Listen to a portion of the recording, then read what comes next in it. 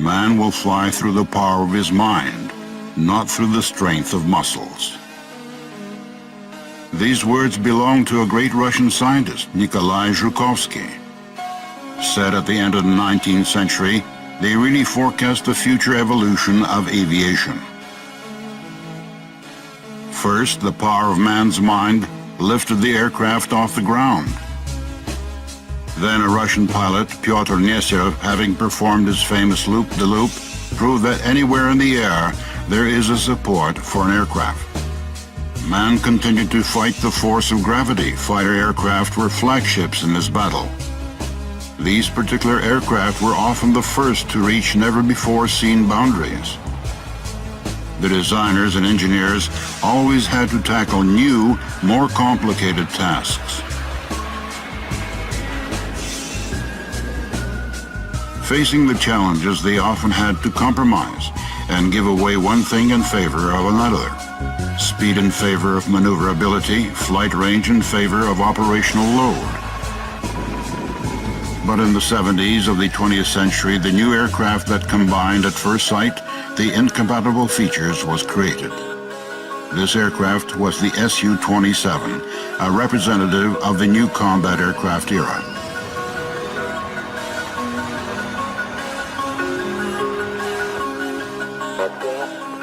Oleg Samylovich was one of the originators of this plane. He was the head of the Sukhoi Design Bureau Concept Department in the 70s. The book of Oleg Samylovich about his work at his famous design bureau was published in 1999.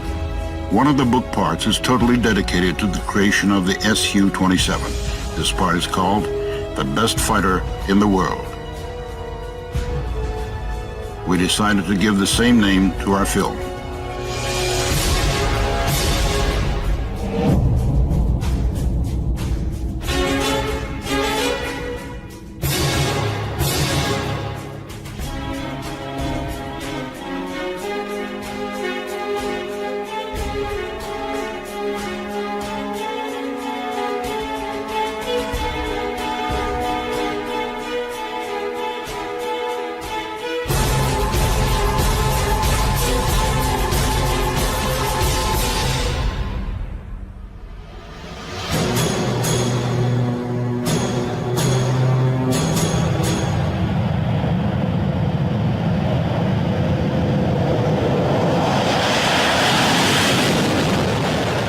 Before proceeding with the story of the Su-27 creation, we would like to dwell on the technical competence of the scientists and aircraft engineers and the scope of problems they were facing when they started to develop the new generation fighters.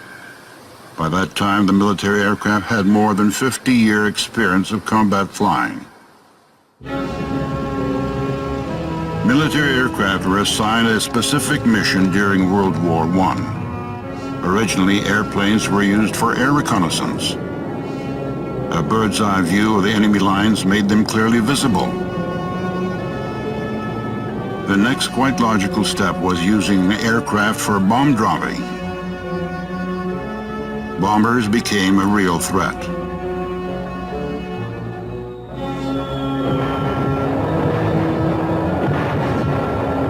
This threat could be partly fought with anti-aircraft artillery.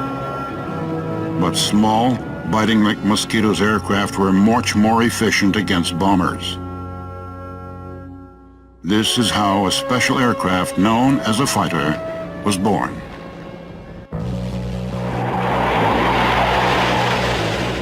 To catch up with an enemy, a fighter aircraft has to fly faster. Speed is a major critical characteristic of a fighter aircraft.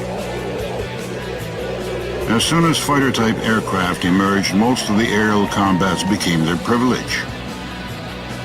Under such conditions, another important characteristic came to the fore: maneuverability.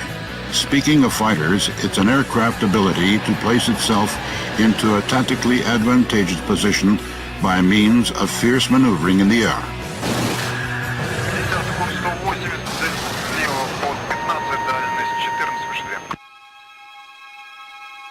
Speed and maneuverability have always been principal characteristics of any fighter. A compromise between high speed and good maneuverability will be the main objective for aircraft designers. So what is the problem? Let's find out. The history of an aircraft is in many ways the history of its wing. As we know, a wing provides a lift force for an aircraft. For illustration purposes, let's study two aerodynamic layouts. One is a monoplane, an aircraft with one wing, and the other is a biplane, an aircraft with two wings. With the same size and weight, bigger wing area gives an aircraft better maneuverability. At the same time, bigger wing creates higher drag to an incoming airflow, thus reducing flight speed. It means that higher speed can be gained at the expense of maneuverability. In practice, the choice of an aircraft layout is affected by many factors. One of them is an aircraft structural strength, but we cannot think of the Su-27 as a biplane aircraft now, though during World War I, biplane layout was used to provide aircraft structural strength. Another important aspect is engines. The first aircraft engines could accelerate an aircraft to the speed of only 200 kilometers per hour maximum. In the 30s, the 300 kilometers per hour barrier was broken, then 400 and 500. Powerful engines, canopy cockpits, retractable landing gear, and finally monoplane layout were the attributes of high-speed fighters at the end of the 30s. Another critical test for military aviation was World War II. By that time, the monoplane fighters reigned in the air.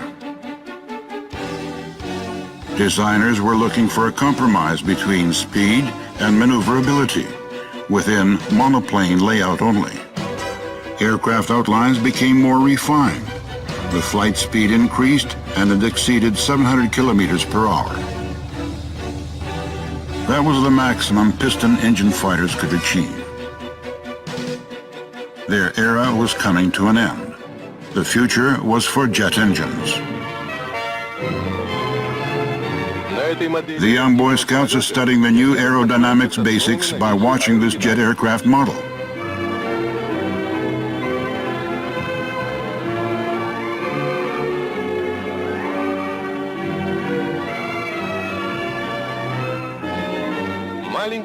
The small jet plane held by two steel cords is flying in circles with high speed.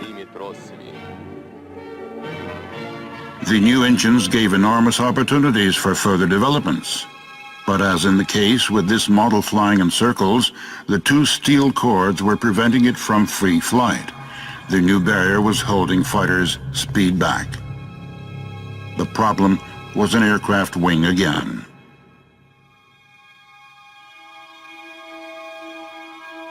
With the speed going up, the air drag increases. It can be compared to an invisible spring compressing in front of an aircraft.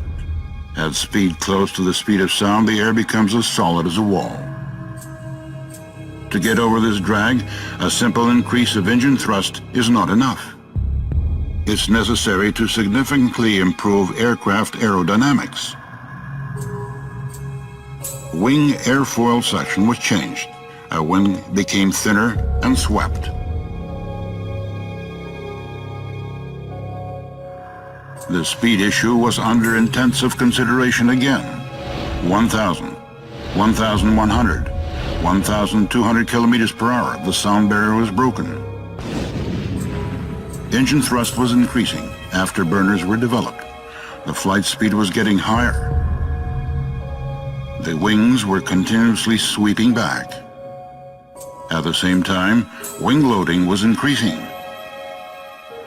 Fighters with a wing sweep angle of 60 degrees were the highlight of these developments. They were able to achieve double the speed of sound. Again and again, the critical speed issue is under consideration. But what about such an important fighter parameter as maneuverability? The maneuverability seemed to have been forgotten. In a way, it was true. To be more precise, it was not forgotten, but conscientiously sacrificed. In the mid-50s, they began to equip aircraft with air-to-air missiles. According to a new theory, aircraft could launch their missiles to attack each other from a long distance without engaging in close maneuver air combat. Fighters were treated as a specific platform to deliver and launch missiles.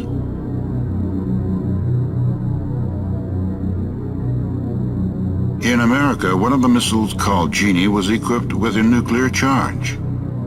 The designers intended this missile to explode in the air and burn to ashes every aircraft within a radius of several hundred meters.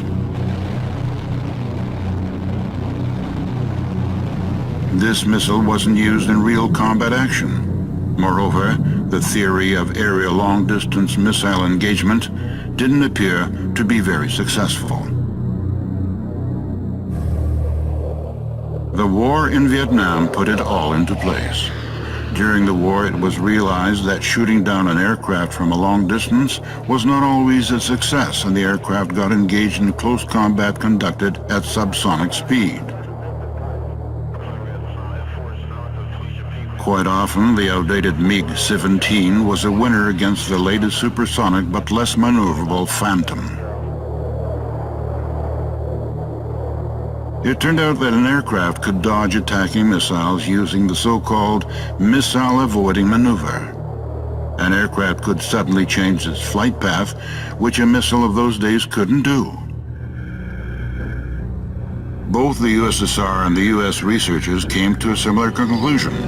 A new fighter was needed, a fighter that could fly at high supersonic speed if required, and to steadily conduct a subsonic aerial combat. Which way to go? What aircraft type to choose? What concept to implement in the aircraft building? Those were very urgent issues to consider. We started a conceptual research on what aircraft had to be built. Everybody were convinced that a good maneuver was extremely important, since it is an aircraft maneuverability that plays a key role in aerial combat.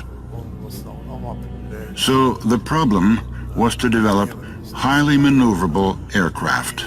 Возникла проблема создания самолета высокой маневренности. There was another problem. A highly swept wing was low efficient at takeoff and landing. As a result, the takeoff and landing run was too long, and long runways were good targets for an enemy. Also, an aircraft may crash if its landing speed is too high. In the 60s, a new wing was implemented. It was a variable swept wing. Soon they started building combat aircraft with such a wing, both in the States and the Soviet Union. With a highly swept wing, an aircraft was able to perform a supersonic flight. With a mid-set wing, an aircraft could conduct an aerial combat. A straight wing significantly improved aircraft takeoff and landing performance. A variable swept wing was believed to be able to solve the problem. But this wing was somehow a link between past and future, a step toward new developments. A variable sweep wing was a good idea, but its designers had to pay a high price. Through the implantation of a variable swept wing, an aircraft weight was significantly increased. To make the next step forward, another solution, simple in shape and elegant in concept, had to be found. This very solution was implemented on the Sukhoi 27 aircraft. The general conception of the fourth-generation jet fighter was expected to use medium swept wing with a low wing loading. This was a way to improve maneuvering and takeoff and landing performance. So did the compromise aircraft high speed to its high maneuverability? Of course not. new generation engines allowed to achieve double the speed of sound, even with such a wing. This was a completely new approach to aerodynamics research, significant progress in engine building, a new fighter control system. Almost every field of aviation had its breakthrough. However, we are a bit ahead of time. Tactical specification requirement on advanced frontline fighter was issued in 1971. The tender to develop a new fighter was shared between 3 design bureaus. These were Yakovlev, Mikoyan, and Sukhoi design bureaus. Till now, we were considering a fighter primarily as a flying vehicle. A fighter must definitely have a good flight performance, but this is obviously not enough. In order to become a superior combat system, a fighter needs up-to-date onboard equipment, armament, and many other things. It was a fighter updating where Pavel Sukhoi saw some problems. The general designer doubted that the Soviet electronics industry could provide up-to-date equipment for a new fighter. At that time, Soviet electronic equipment was quite heavy and big. The heavier electronic equipment is the heavier an aircraft is. In such a situation, to achieve required flight performance was far more difficult. It was also known that the American new generation fighter was already under development. The Soviet Union was behind the States in this race. It was necessary to design a fighter with the characteristic different from an American rival, so that it would be superior to enemy aircraft. It was that time that such a specific term as air superiority fighter appeared. A bench for 2-fighter aerial combat was built for that purpose at our institute. The bench comprised 2 moving cockpits with all 3 degrees of freedom, though it was kind of conventional. However, the horizon was rolling and turning depending on all aircraft maneuvers and emergence of an enemy aircraft. According to the specification requirement issued by the militaries, the Soviet fighter characteristics had to be 10–15% higher than those of a new American fighter. It was also pointed out that to increase combat survivability of the new Soviet fighter, it had to be a 2-engine aircraft. At that time, the Soviet Air Force Commander-in-Chief was Marshal Kutakhov, and his deputy in weaponry was Colonel General Mishuk. Mr. Mishuk was a very experienced aircraft engineer. He served in the army during World War II and was an educated and competent officer.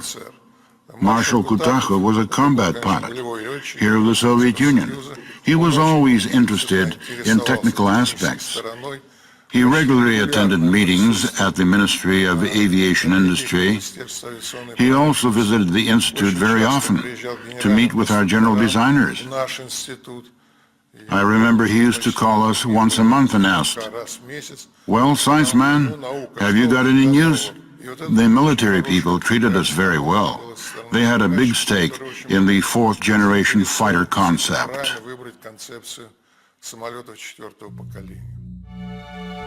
In those times, a lot of money was spent on aviation projects. The country leaders, headed by Leonid Brezhnev, spared no expense on aircraft and other military projects. The Communist Party leader was looking at displayed combat equipment with evident pleasure and genuine interest. It was common practice for leading aviation designers and military command authorities to participate in such displays. Pavel Sukhoi, wearing his famous hat, is on the left from Leonid Brezhnev.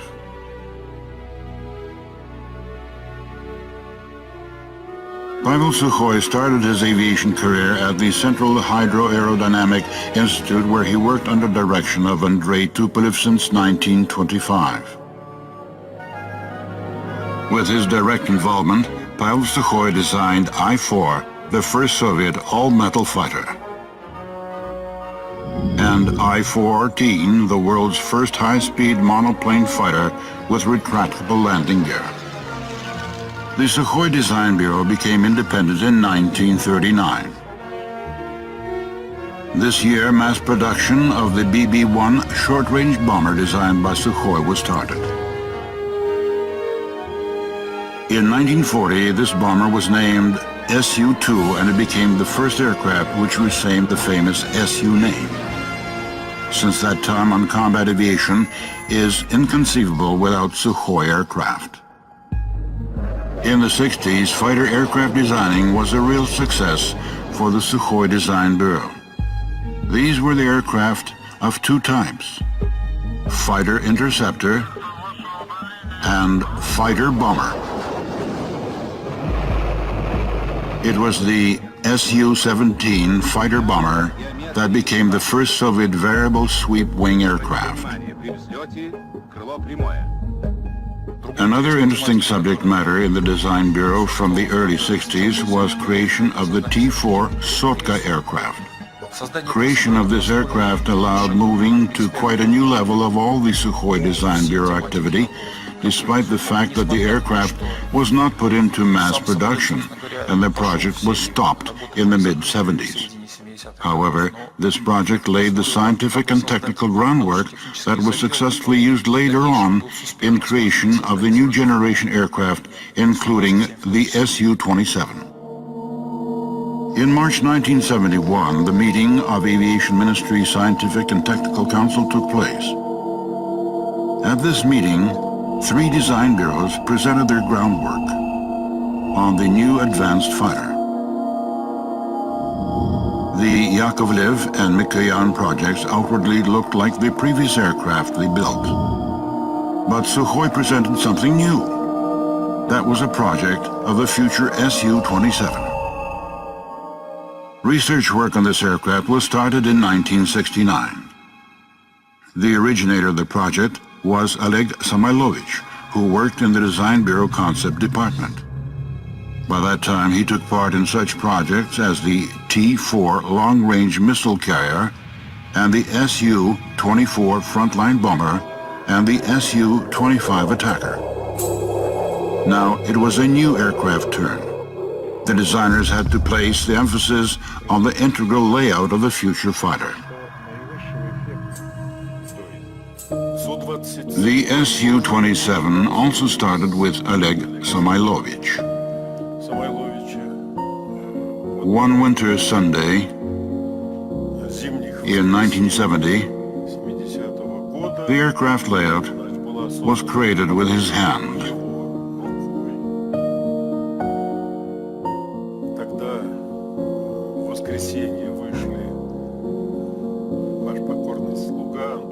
On that Sunday, Antonov, Samylovich, and me were working in the office.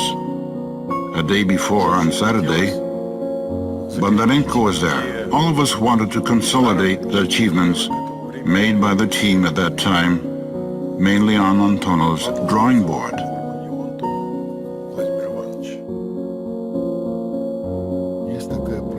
There's a profession dealing with the aircraft pre-designing. This is a work on an aircraft when it is not yet available. Samylovich liked to say, "What is designing? Is it a science or art?" It is both a science and an art.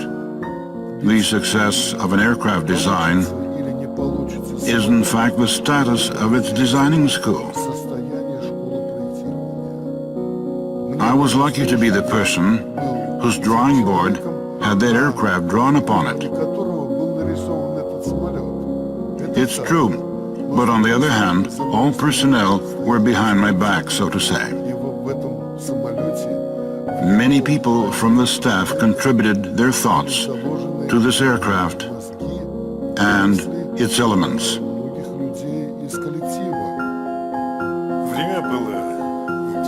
There is no doubt it was an exciting time. Being young specialists, then we were mainly impressed with the faith they had in our capabilities to work on such overwhelming projects.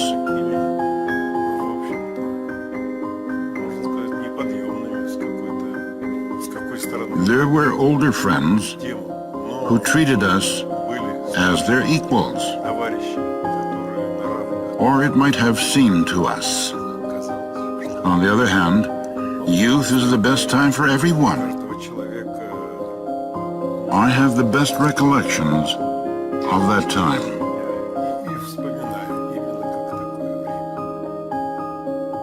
After the wind tunnel tests of these models, upon receiving positive results, Oleg Samylovich said, "Vladimir, let's go to Sukhoi."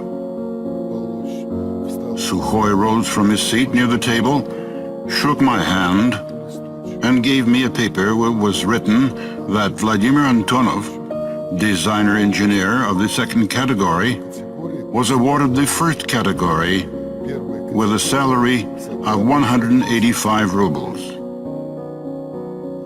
The most interesting were the words that Sukhoi said. "Young man, you've done a lot of work, but you have to understand that this is a part of the work being done in the country to conquer this peak, to develop the fourth generation fighter." So what's the feature of the layout that the designers offered? Let's have a go at this problem. To fly up in the air, an aircraft needs a lift force. A wing plays a key role in this process. There are some specific ways to create a lift force on the wing. These are use of special airfoil section and an increase of an angle of attack. The angle of attack is the angle at which a wing meets an airflow. In these airflow conditions, air pressure under a wing is higher than above it. This pressure difference creates a lift force on the wing. But what about other parts of an aircraft? Do they create a lift force? What about a fuselage? On most aircraft, fuselage creates a minimum lift force. Is it possible to change the situation? It appeared so. The Su-27 designer used airfoil sections to build other structural parts of an aircraft, not only a wing. It would be no exaggeration to say that the whole aircraft became a lift surface. A wing root glove played a large role in creating lift force. But initially, the designers could not see all the advantages of such technical innovation. They thought of a wing root glove as a method to improve aircraft stability at supersonic speed. Only after an enormous amount of wind tunnel tests, the designers realized new advantages of the wing root glove. We had a wonderful guy, Kurichkin, from Roman Irodov's department, who discovered one very interesting effect. If the wing root glove is made pointed, which means that the tip is sharp, a very powerful vortex was induced with this sharp tip. This effect made it possible to increase lift force by at least 50%. Pointed wing root glove transforms an airflow into a powerful air vortex. A vortex creates a stable vacuum zone above the wing. Differential pressure grows, causing a significant increase of lift force. With an angle of attack increase, the vortex intensity grows. This allows an aircraft to fly at higher angles of attack without losing its stability or stalling into a spin. This directly leads to higher maneuverability. For example, a turn or a combat turn can be performed more aggressively. During such maneuvers, the vortex intensity is so big that a vortex can be seen with the naked eye.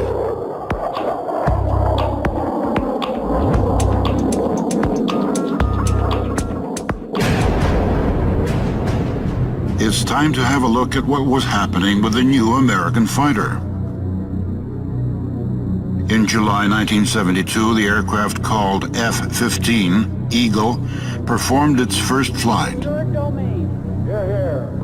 The F-15 had a traditional layout. Therefore, the Su-27 aerodynamic layout had advantages and was expected to be superior to the U.S. fighter. But Su-27 had to meet a competition in the USSR first. The choice had to be made between the Yak-45, MiG-29, and Su-27. It's worth mentioning that the Sukhoi Design Bureau presented another project of a fighter with traditional layout. The Sukhoi designers preferred their new layout to the traditional one, but they couldn't predict the opinion of the military authorities on the issue. But the future of the new layout was so promising that at the next stage of the tender, the MiG-29 took a new shape. It's worth stressing that it was planned to choose only one project. But later, some essential correction and changes were made into the plan. This situation somehow looked similar to the one they had in the US. Designing their F-15 aircraft, the Americans realized that sometimes it was not reasonable to use such an expensive aircraft. Therefore, in addition to the F-15, it was decided to develop an aircraft which would be cheaper and lighter. In future, this aircraft will be known as the F-16. In the Soviet Union, the concept of an advanced fighter was also revised. Eventually, the Mikoyan Design Bureau had to develop a lightweight fighter. Heavy fighter development was the task for the Sukhoi Bureau. As for the Yakovlev Design Bureau, they didn't participate in this tender any longer. The decision to design two different fighters was quite logical. It wasn't copying of the American conception at all. In the USSR, they conducted certain research on this issue. The results were nearly the same. Lightweight fighters such as the MiG-29 were required to provide air defense over a battlefield. Heavy fighters like the Su-27 had to win air superiority operating over enemy territories. That would ensure successful combat mission of a frontline attack aircrafter.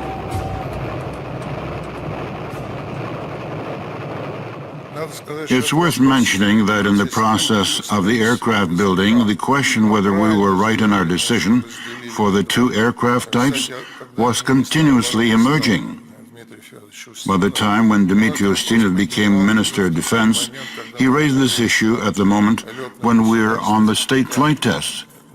Anyway, we stood this strong administrative pressure and proved that it was necessary to build two aircraft. They were the MiG-29 and the Su-27. In 1974, Naum Chernyakov was appointed the aircraft chief designer. At that time, the name Su-27 was classified, and the aircraft was developed under T-10 designation. From the early 70s, a lot of tests and experiments were conducted under this project. These included wind tunnel simulation, tests on full-scale flying models, test bed for the aircraft systems development, and many others. The Soviet leading aviation institutes were also involved in this project. With the development of Soviet aviation, more companies and enterprises became involved in the new aircraft creation process. Among those were different design bureaus and research organizations of various trends. Speaking about that time, it was normal and very intensive work. I can't say that it was easy, as it was very intense, but quite normal work to do. When we first saw the T-10-1 aircraft mock-up, we were very much impressed with its unusualness, aerodynamic configuration, and with all of its shape. The aircraft looked like a bird. Without any exaggeration, I would say in those years I was looking forward to a new working day because it was interesting to work. Now there is some talk about stagnation period. Stagnation might have been somewhere, but in the defense industry, we were in the state of war. We worked under wartime schedule. That was an epoch when employees of the defense industries were leaders and were supported, including financial support first. There were some difficult situations, however. We were not pushed and beaten, but were given help to set something right. That was a great era. The objective was clear. The Soviet fighter had to be better than the American one. Soviet better than American was sort of official slogan in the USSR. Now let's go back to the 70s. The Olympic Games in Munich in 1972. The Soviet athletes had a goal to win 50 gold medals and to outstrip the Americans in this competition. No sooner said than done. The Soviets won 50 gold medals. Those victories were unforgettable. The USSR men's basketball team won their first Olympic gold medals by beating the US team in a challenging and dramatic game. Athlete Valery Borisov won 100 meters and 200-meter runs and cut short domination of American sprinters.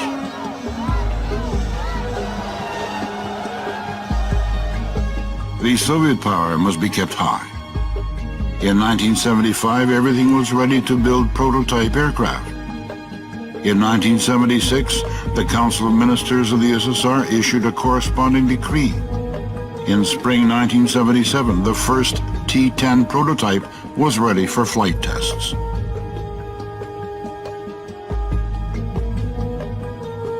Unfortunately, Pavel Sukhoi didn't live to the moment to see the aircraft completely built. On September 15, 1975, this outstanding designer passed away. His close associate, Yevgeny Ivanov, took over. Here is the video of Tushino Air Parade in 1948. Pavel Sukhoi is in the middle. Yevgeny Ivanov is on the left. The Su-27 chief designer was also replaced. In 1976, this position was taken over by Mikhail Simonov.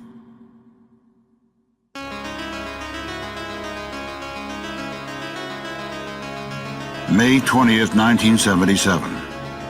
Flight Research Institute Airfield in Zhukovsky. The test pilot Vladimir Ilyushin is getting ready to take the new fighter up into the sky. Vladimir Ilyushin is hero of the Soviet Union, the Sukhoi Design Bureau senior test pilot, and a son of the famous Soviet aircraft designer. He tested many Sukhoi aircraft before that flight. Had he got a feeling that this aircraft would become one of the best fighters in the world?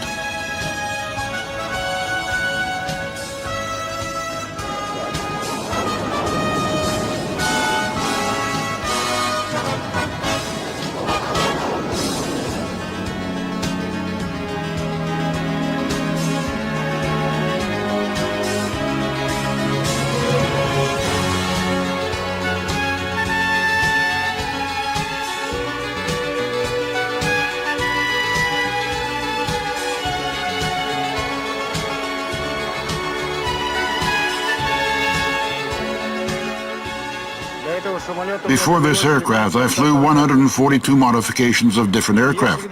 I always had a feeling that I was a kind of smarter than the machine, capable of doing more than it could. But the things were quite different on that 143rd. It proved to be smarter than I was. As soon as the aircraft took off from the concrete, taking the aircraft into the air for the first time, I realized that this aircraft could do more than the pilot. To make full use of its wonderful capabilities, it's necessary to improve my skills. It was an aircraft that could be awaited all life long. For the sake of this aircraft, it was worth becoming a pilot.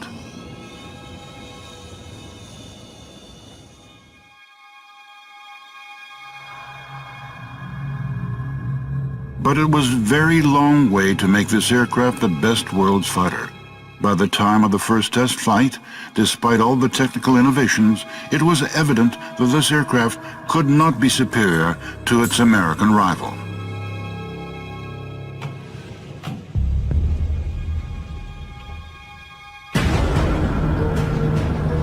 The F-15 already showed its potential. In 1975, the specially arranged aircraft set several rate-of-climb world records. During the Su-27 development, it became obvious that the aircraft would be too heavy. Its weight characteristics were exceeded because of heavy electronic equipment. Pavel Sukhoi was right when he doubted that electronics industry could provide up-to-date equipment. Missile armament designers also fell outside the limits. The engines were only in development stage, but it was clear that they could consume more fuel than expected, and therefore more fuel will be required on board the aircraft. There were also problems with the aircraft aerodynamic parameters. During the first flight test, it turned out that angles of attack higher than 10, the aircraft started to shake.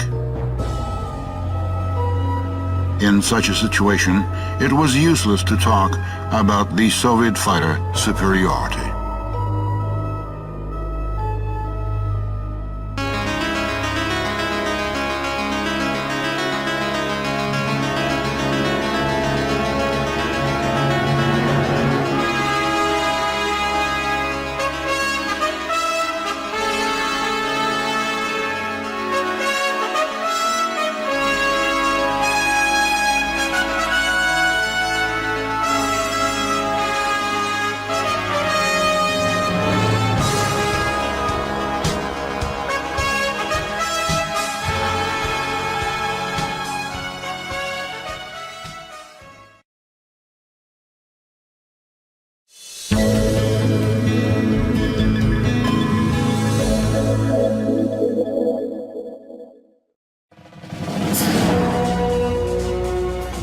The global confrontation between the Soviet Union and the USA forced the two countries to constantly improve and increase their military capabilities. The best minds on both sides of the Iron Curtain were involved in the creation of new different types of weapons, be it small arms or ballistic missiles. Sometimes one country was taking a lead in this armaments race, sometimes it was the other.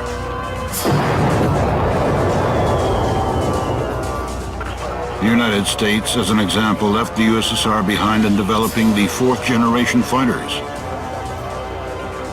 Then was necessary for the Soviet Union to catch up and outdo America. But when almost everything was ready for the new Soviet Su-27 fighter tests, it turned out that this aircraft could not be able to surpass its opponent, the American F-15 fighter. To change the situation, some urgent measures had to be taken. Many could foresee that scenario.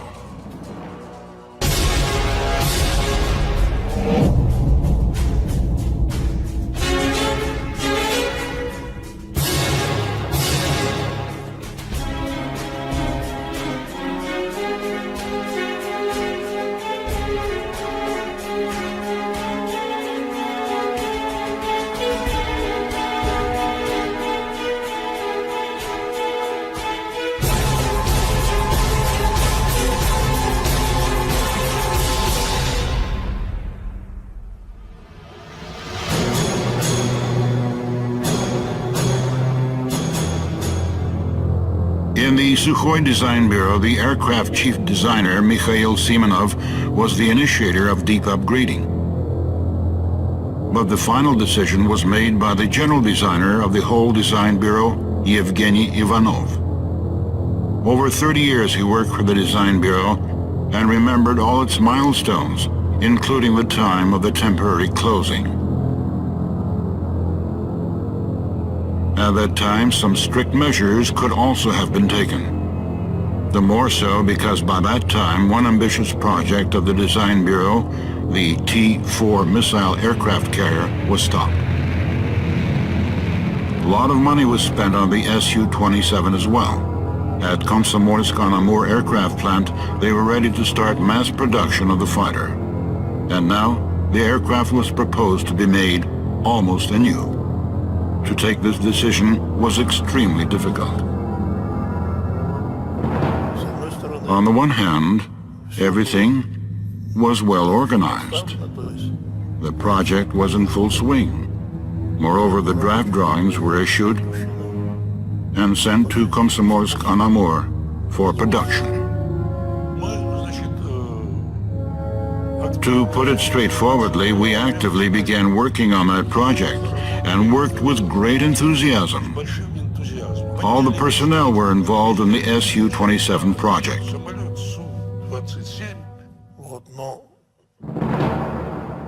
However, further decisions had to be taken. As a matter of fact, it's not a challenging task to put a modern fighter into mass production. I think that was often the case in the history of our aviation. We believe everything goes well, but the aircraft is at a medium level.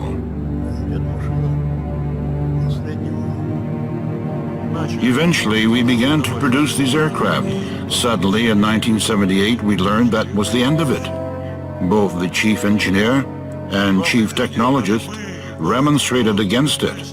A lot of work, and it all came to nothing. If we design a new combat aircraft, there's only one way for us: to design an aircraft to defeat an enemy.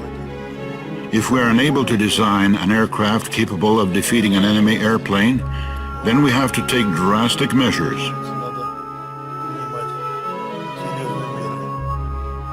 Either shoot ourselves, or such losses are losses of national value.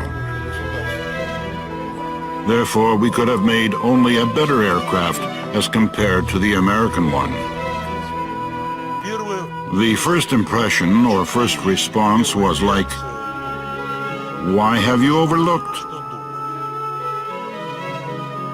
"What were you thinking about?" Followed by the question, "What has to be done?" I visited the design bureau. Mikhail Simonov convinced me. We had to defeat an enemy. But, unfortunately, the aircraft was unable to defeat it.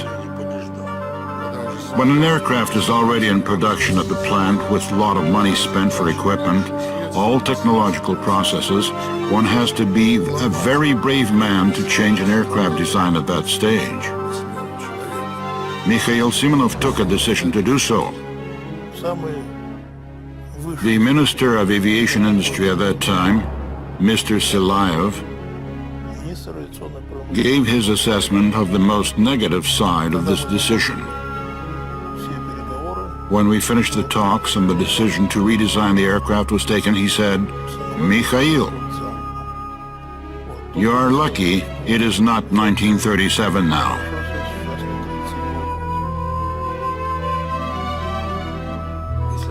Had they closed the Sukhoi company, it could have been a disaster. But at that time, it was not difficult to solve some problems with the designer and the production plant. That time, everyone was eager to make positive decisions. Well, formally, the aircraft met the requirements. There was no doubt about that. Of course, it met the requirements. The design bureau is quite competent, and the designers are knowledgeable. They did their job well. But what I'm saying is that its maneuverability was not the same as we can see it now. The redesigning process was caused by certain factors. Some aircraft parameters were not sufficiently high. But now it is not so important. Most importantly is that the designers had an unexpected opportunity to analyze the initially developed rather than successful project and reconsider some accepted engineering decisions. Within the shortest time frame from November 1977 up to January 78, they succeeded in improving the aircraft performance. So what was done to improve the aircraft performance? The decision was made to stick to the general concept. The aircraft integrated circuit, where the wing with its wing root glove and fuselage forming a single lifting body remained the same. Here on the left is the aircraft of initial design.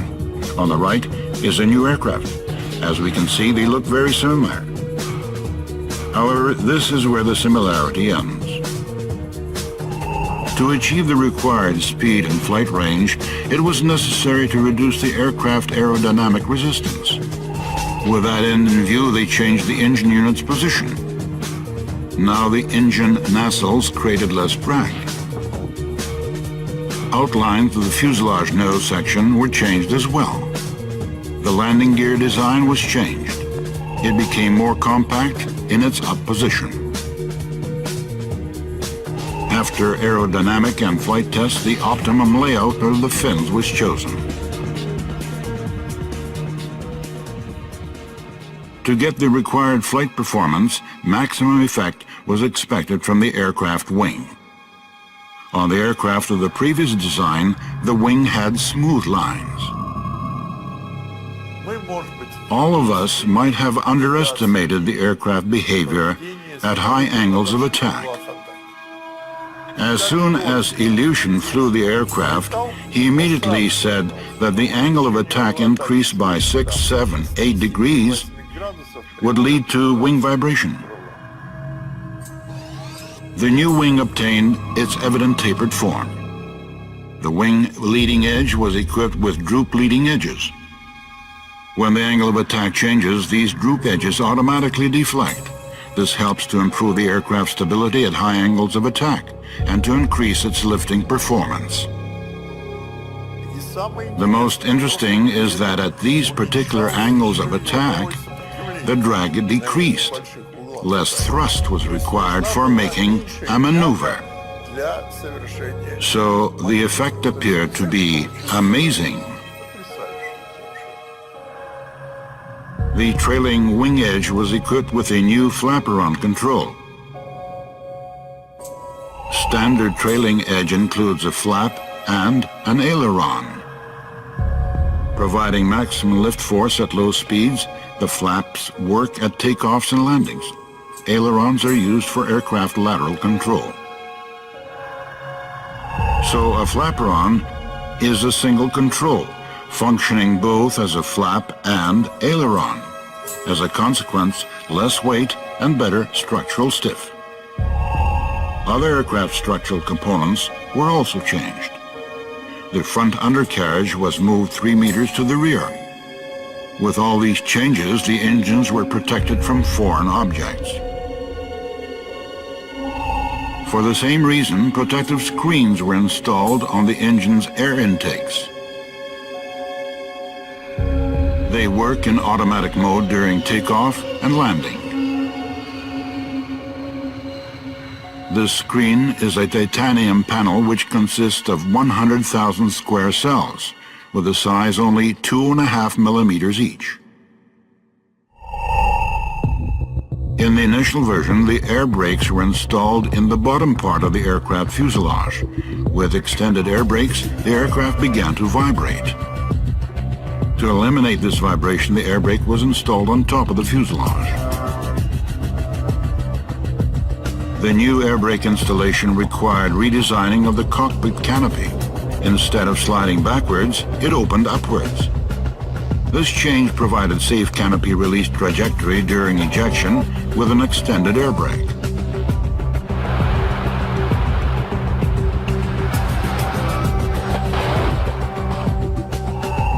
Another important improvement was an increase of the total number of missile suspension points from 8 to 10.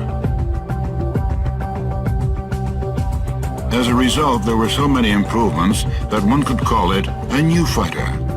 The aircraft had a factory code T-10S, where S stood for serial, though the official name of the fighter remained the same, Su-27. As to the aircraft of the previous design, it was decided to use them for versatile tests.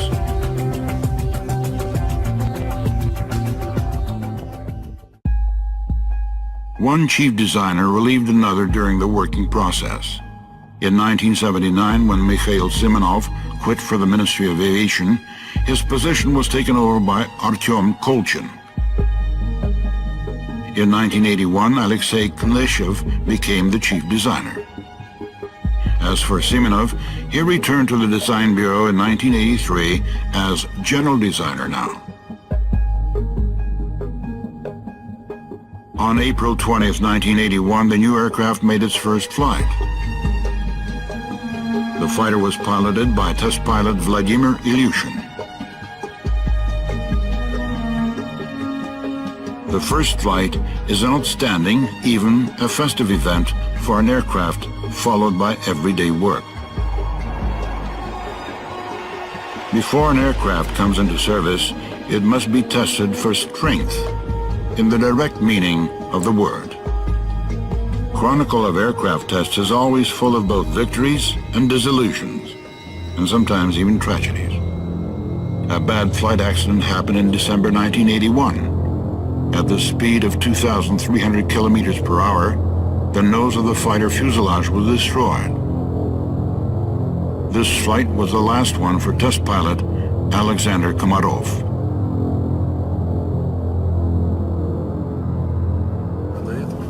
Before that event, in the 3 previous flights, when we went to high Mach number, pilot Alexander complained of some noise behind the seat back. The tests were suspended, but later the human factor played its role to make one more flight.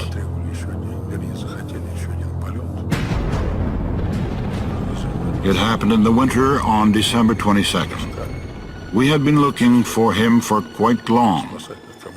The helicopter pilot saw the top of one of the fir trees all snow-covered with a trace going down. We arrived in that area and found him. He was sitting there in his seat. Tests are quite a challenging period for an aircraft life, requiring confirmation of all data set and specifications. A lot of things happened. We had to artificially bring the aircraft into difficult modes, achieve crazy G-loads, to play, I would say, with a power plant driving it into conditions when it had to fail. The tests were going with difficulties, as it was not often the case to test the totally new aircraft. As a rule, about 10 to 20% of the innovations are used. On that aircraft, everything was new. Nikolai Sadovnikov faced some specific situations. In one of the flights at extreme strength test modes, part of the aircraft wing was destroyed. The aircraft was turning and shaking at a very high speed, but he settled the aircraft down. Nikolai's high skill and self-control could be envied in this respect. As the song goes, he flew with one wing and a prayer. In 1982, we actually completed the main test stage. Everybody was satisfied with the results, though we had a lot of pressure to meet the time schedule. At that time, they could urge the people involved in the work, and that was a right thing to do. When the first stage of the test was over, military test pilots got involved into work. Extreme modes again and again. In cooperation with the military, the most efficient layout of the cockpit instruments, devices, and switches was determined. A pilot must feel comfortable at all flight stages. There were some disputes as well. Up to now, a pilot performed ground wheel braking manually with an aircraft braking handle. We switched over to pedal braking. The pilots did not accept that. The unanimous response was no. They were all for the old braking procedure. Chirkin was the leading test pilot from the military. When he arrived, he said, "Just wait, I'll arrange my team." They had been discussing something for about an hour. We were not there. They squabbled and debated. He came out and said, "Don't change anything. You made it better." Alongside with the flights, ground tests were conducted. For a short run here on the ground, an aircraft was exposed to such loads that this fighter would experience during long years of its service life. The purpose of all tests is to find all the flaws, to find and to fix. In 1985, the fighters became operational in the Air Defense and Air Force squadrons.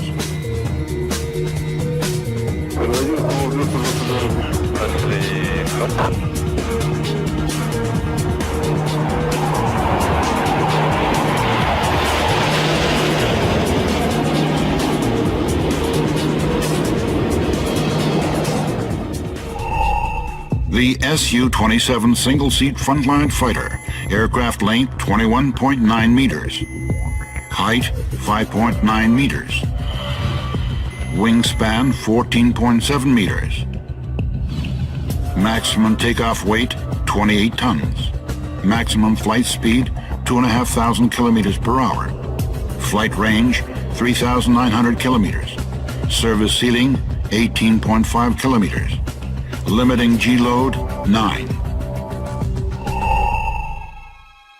The first comments of the Air Regiment's pilots confirmed the outstanding performance of the aircraft. With its combat efficiency, the Su-27 was superior to all previous Soviet fighters. We immediately got a feeling that this aircraft is simple and easy in flying.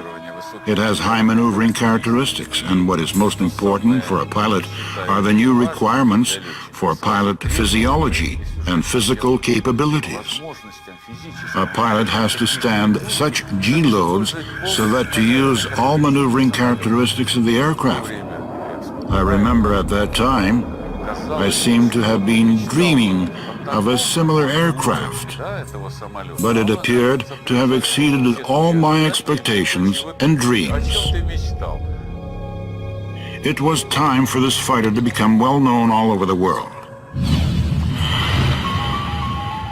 In 1986, a special aircraft was prepared to set up world records. However, at that time, the Su-27 was still a classified fighter, and that special aircraft got the name P-42. We were told that the Su-27 name was not good for the record flights. Our program would be approved and signed, but the aircraft name should be changed. I proposed to take the first letter P of my father's name, Pyotr.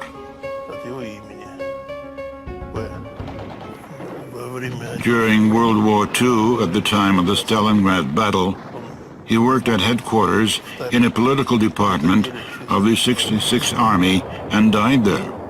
It was 1942, the year of the victory in Stalingrad battle. The aircraft name was changed to P-42. Like any aircraft designed to set world records, the P-42 was stripped to minimum weight.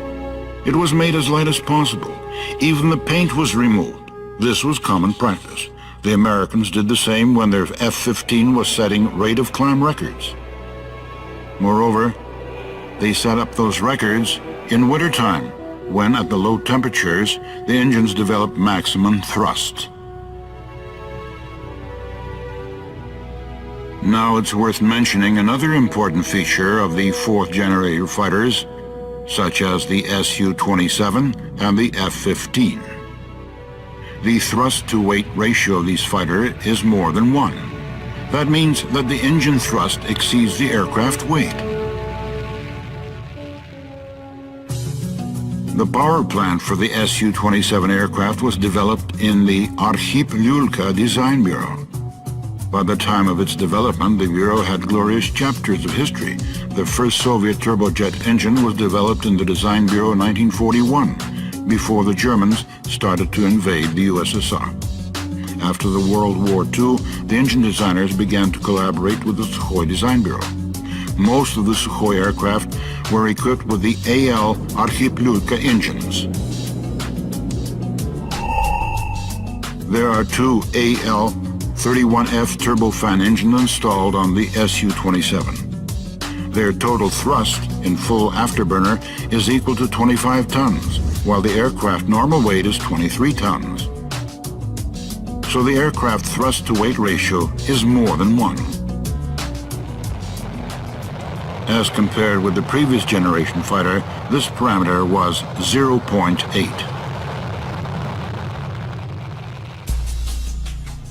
As to the special record aircraft, as soon as it became lightweight and the thrust was maximum augmented, its thrust-to-weight ratio at takeoff reached the value of 2. This enormous ratio led to a problem. The brakes couldn't hold the aircraft at the start. Therefore, the aircraft was tied with steel cables to a heavy tow truck. We selected an afterburner, but this tow tank couldn't hold the aircraft. Then we had to find a huge mountain bulldozer at the airfield. I don't know what it was doing there. The bulldozer plowshare rested against the tow tank with some props under it. And only this system could hold the aircraft when activating the afterburner. When the pilot activated afterburners, the cables were detached and the aircraft rocketed up into the sky. The aircraft was reaching the sound speed climbing vertically. From 1986 to 1988, the P-42 set up more than 30 world records. Test pilot Viktor Pugachev reached an altitude of 3,000 meters in less than half a minute. To be more precise, in 25.4 seconds. It is 2 seconds faster than the world record of the F-15. Whereas Nikolai Sadovnikov climbed to an altitude of 15 kilometers in his aircraft within 1 minute 16 seconds, which is 7 seconds faster than the Americans did. So the Su-27 was a winner in the first stage of the long-distance run against America. In the early 90s, the chance to perform demo aerial combats between the Su-27 and F-15 became real. In 1992, pilots of Lipetsk Aviation Center made a friendly visit to Virginia U.S. Air Force Base. The first air combat, we met and had a briefing who should fly to the tail first. It was agreed that first they are ahead of us, we are behind. They tried to maneuver, but nothing came of it. Then we changed the rules. I fly forward, and the American pilot, the squadron leader, is behind me. From this position, I have to fly away from him and go to his aircraft tail. Then was considered a victory. He is deliberately in a wonderful position with the only task to hold it. I drag him higher up, making an accelerated combat turn while climbing. He is following me, losing speed within the limits of less than 650 kilometers per hour. And then the Su-27 aircraft has a total advantage. After 1.5 turn, I fly to his tail. There is nothing that he can do. We later talked with the Americans. Their general flew the Su-27 two-seater with our general. When he got out of the aircraft, he was delighted. When we came up to him, he straightforwardly admitted, with his thumbs up, it was better than their F-15.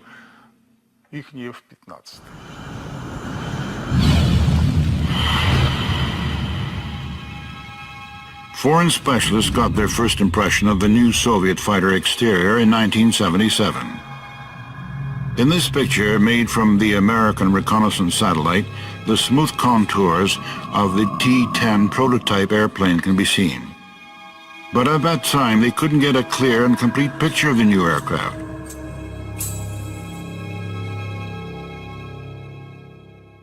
By the way, the NATO codename for the Su-27 is Flanker, which literally means flanking. The word is pragmatically neutral. It's just that under NATO classification, all Soviet fighters' names begin with the Latin letter F, which stands for fighter.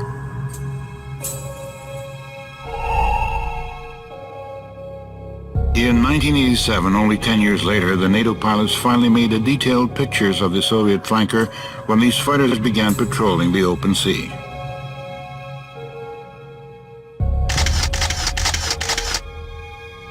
Two years later, the Soviet Su-27 demonstrated its capabilities in the skies of Western Europe. In June 1989, the regular international air show took place in the French city of Le Bourget. To this day, the Soviets brought only civilian aircraft to international air shows. But in 1989, according to the new political course of the USSR leaders, considered it possible to demonstrate military aircraft as well, including the Su-27. The fighter was presented in two versions. One was a basic single-seat aircraft, and the other, Su-27UB, was a two-seat combat trainer. Both fighters flew non-stop from an airfield in Zhukovsky, Moscow region to Le Bourget. More than that, they flew without air refueling and external fuel tanks. This spoke volumes about the capabilities of the aircraft. As to demo flying, it was a real shock for all foreign aviation specialists. One of the maneuvers performed at Le Bourget by test pilot Viktor Pugachev was called Pugachev's Cobra.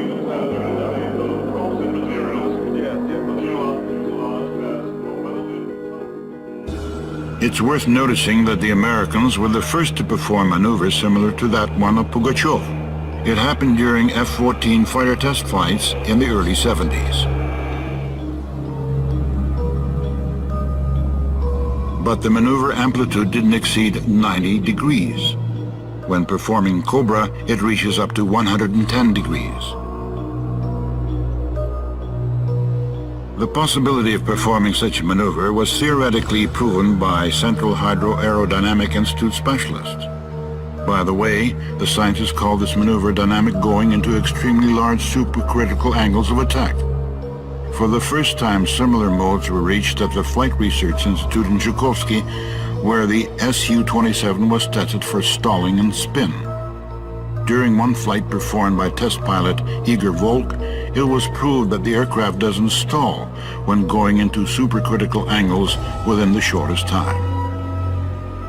Using all theoretical and practical results, the Sukhoi Design Bureau prepared the new aerobatic maneuver for demonstration.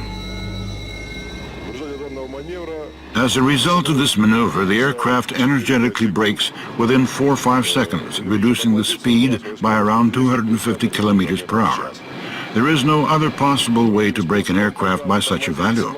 The aircraft demonstrated its great capability. I believe the specialists and spectators will estimate it at its true worth.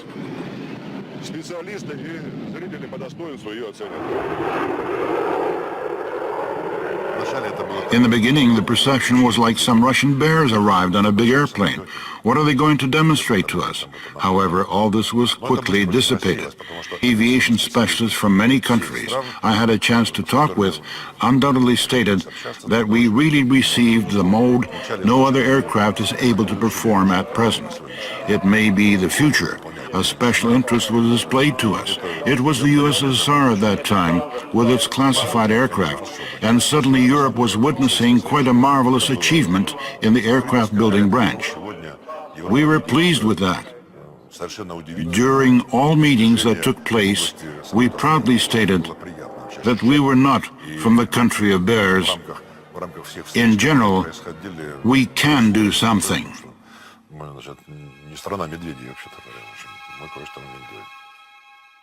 The concept of longitudinal static instability is implemented on the Su-27. To a large extent, this concept is an evidence of the aircraft's high maneuverability. Let's have a closer look at this concept. An aircraft, like any physical object, has a center of gravity. Relative to this center point, an aircraft in the air behaves as a peculiar swing.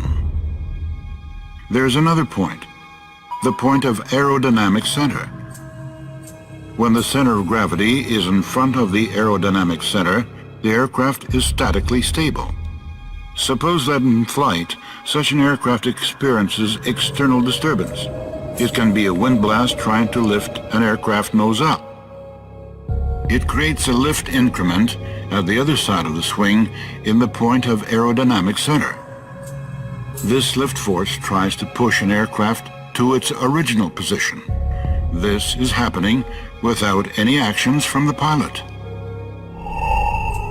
Therefore, stability is the capability of an aircraft to restore its flight mode by itself after it is affected by disturbance. Such ability is very helpful when it comes to trainer aircraft. A stable aircraft itself can correct mistakes of a novice pilot. The Su-27 is statically unstable. It means that its aerodynamic center is in front of the aircraft's center of gravity. In this case, a lift increment doesn't prevent an angle of attack from increasing.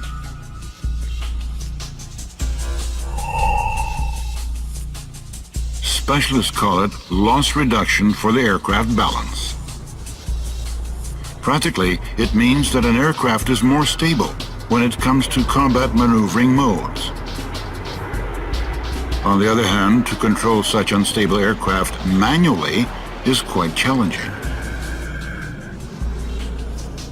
On a statically unstable aircraft, a pilot has to make double movement. He has first to increase an angle of attack and then to balance the aircraft, not to mention the fact that any disturbance of an airflow will continuously take the aircraft away from the balancing point. It means that he has to catch it all the time, especially at high rams, and the fighter ram is 10,000. That's a disaster. A pilot can easily lose the aircraft and go to a destructive G-load. Strange as it is, Brothers Wright airplane, for example, was statically unstable. They had to balance it manually all the time. Generally speaking, it was impossible to fly this airplane in a standard way. Flying it was a kind of circus art. The subsequent airplanes were designed stable so that the pilot wouldn't have to care about this process. Here we again returned to this idea of instability, when automatics, control system, hydraulic drives, hydraulic system give a pilot better control to his unstable aircraft. This system, which helps to control an aircraft, is called fly-by-wire system.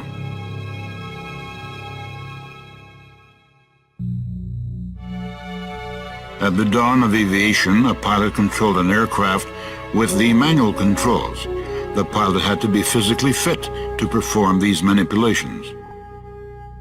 The same control was used in the first jet aircraft. But in the course of time, aircraft were getting heavier, their flying speed was going up. No man could control such an aircraft with his muscles. Therefore, they began to equip the aircraft with hydraulic actuators, thus reducing the physical load for a pilot. In the 70s, they decided to reject mechanical connection. It was replaced by electrical impulse. At the time when they started to create the Su-27 aircraft, this system was big news. In the West, it was called fly-by-wire system. There was a lot of talk about it, but nobody used the system. For the first time in the world, this system was used on the aircraft Sotka. You might have heard about it. It gave us a lot of confidence, great experience, because the main principles were implemented on Sotka aircraft. Therefore, when the Su-27 creation was started, they also made a decision to use fly-by-wire system.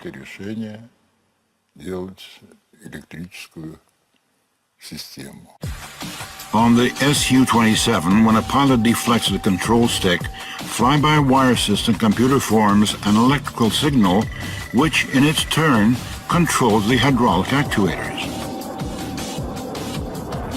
Depending on flight conditions, such as altitude or speed, the system reacts differently to the pilot's actions. But a pilot must have a feeling of controlling his high-speed aircraft. For that reason, the system is connected to these special loading mechanisms. Depending on the situation, a pilot applies different force. At extreme modes, the control stick prevents the pilot from making a wrong move.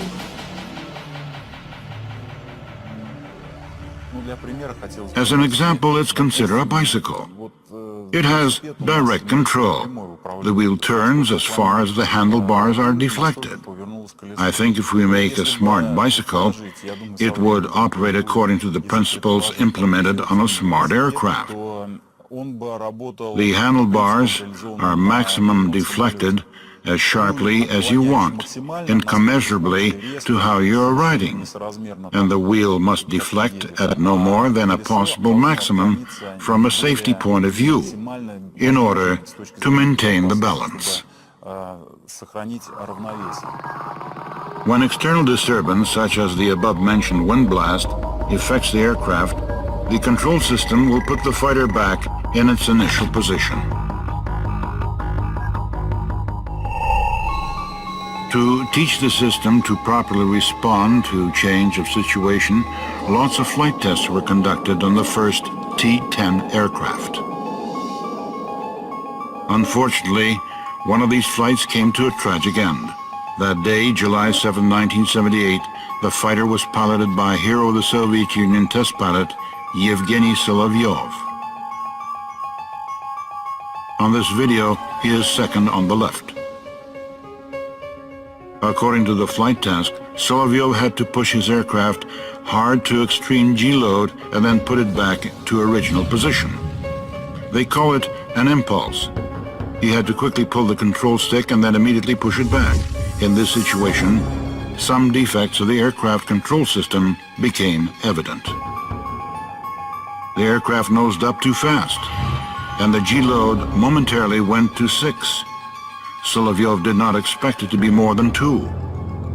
As a reflex, he pushed the control stick back. The aircraft rushed down. Then another reflex action. The G-load was exceeded, and the aircraft was destroyed in the air. Yevgeny Solovyov died.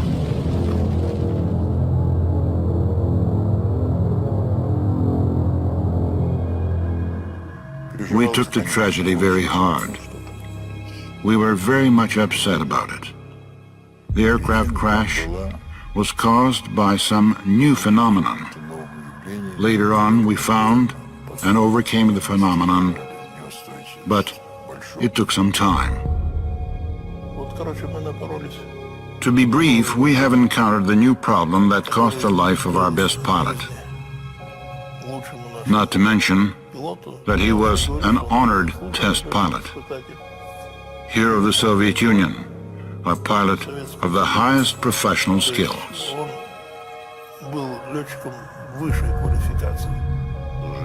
Unfortunately, life is such as it is.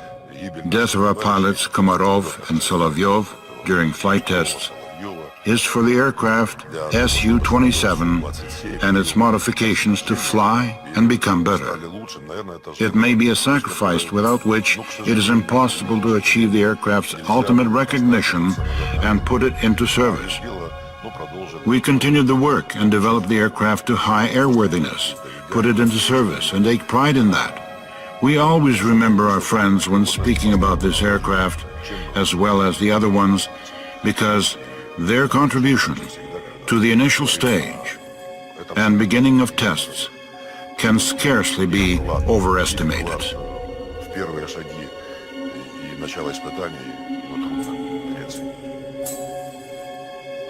A test pilot's work is not easy. When it's time to meet the unknown, they are always the first to face it.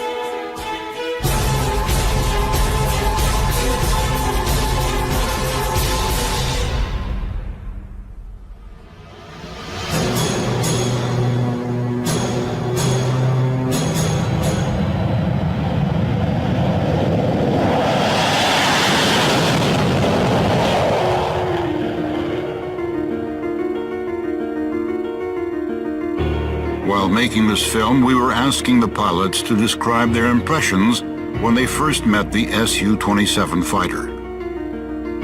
Each and all pointed at excellent maneuvering characteristics of the aircraft and its combat capabilities. Many favorable comments were made on the outward beauty of the aircraft, and even the impressive dimensions of the fighter excited certain emotions. Almost every pilot, when recalling his first flight on the Su-27, was quoting as an example the words of the test pilot Vladimir Ilyushin. Vladimir Ilyushin once said that he flew the aircraft which was smarter than him. These are very true words. I recalled his words when I flew this aircraft myself. The feeling was exactly the same. It felt like the aircraft flew itself, and the pilot didn't have to make any actions.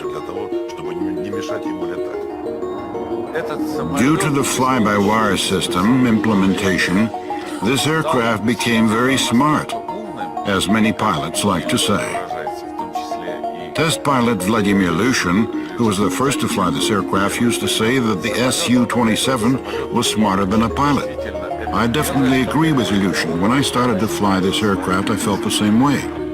When a pilot flies a new aircraft, he tries to feel it, tries to become a part of it. If you're able to feel your aircraft, then you can analyze your actions and the aircraft capabilities, which is very important. Only when you've got this feeling of being a part of your aircraft, you can use the aircraft capabilities to maximum.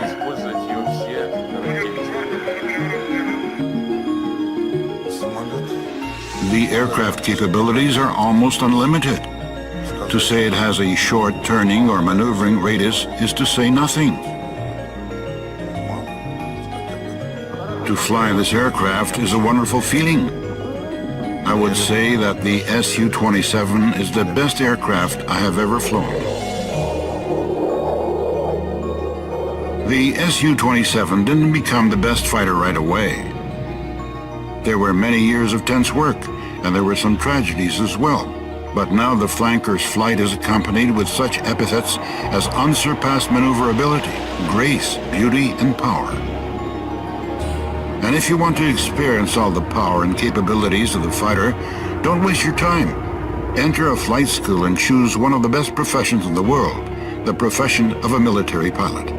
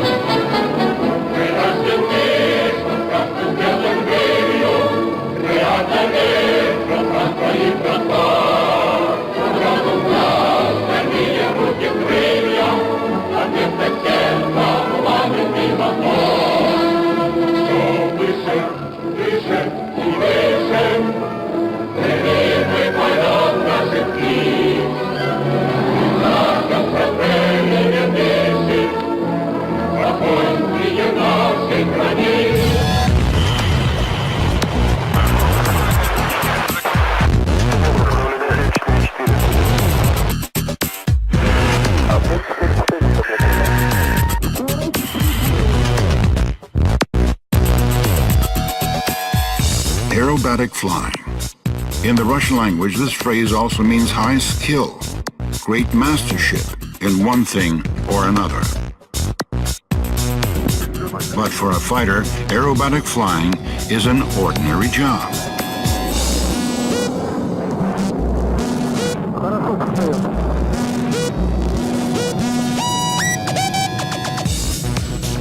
This aircraft is performing the Cobra.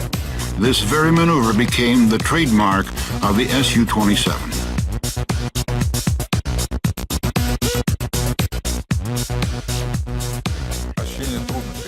It's hard to describe my feelings.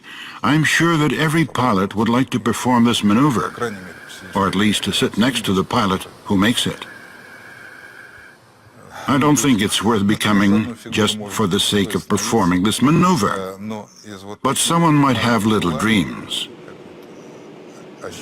To put a pressurized suit and a crash helmet on, oxygen mask, to try a control stick, or try to perform a maneuver, even maybe Pugachev's Cobra. I'm sure your desire to become a pilot compromises such little dreams.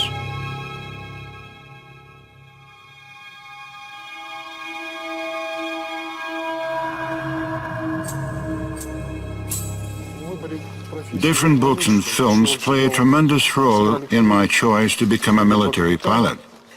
When I was young, I used to read a lot of adventure books. One of my favorite was Two Captains. I like films on the World War II, where the main characters are military pilots.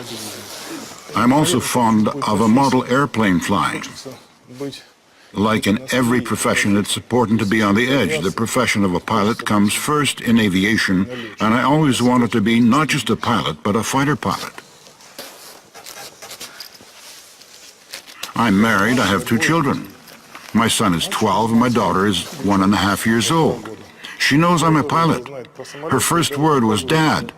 When she sees an aircraft, she points at it and shouts, "My dad, my dad."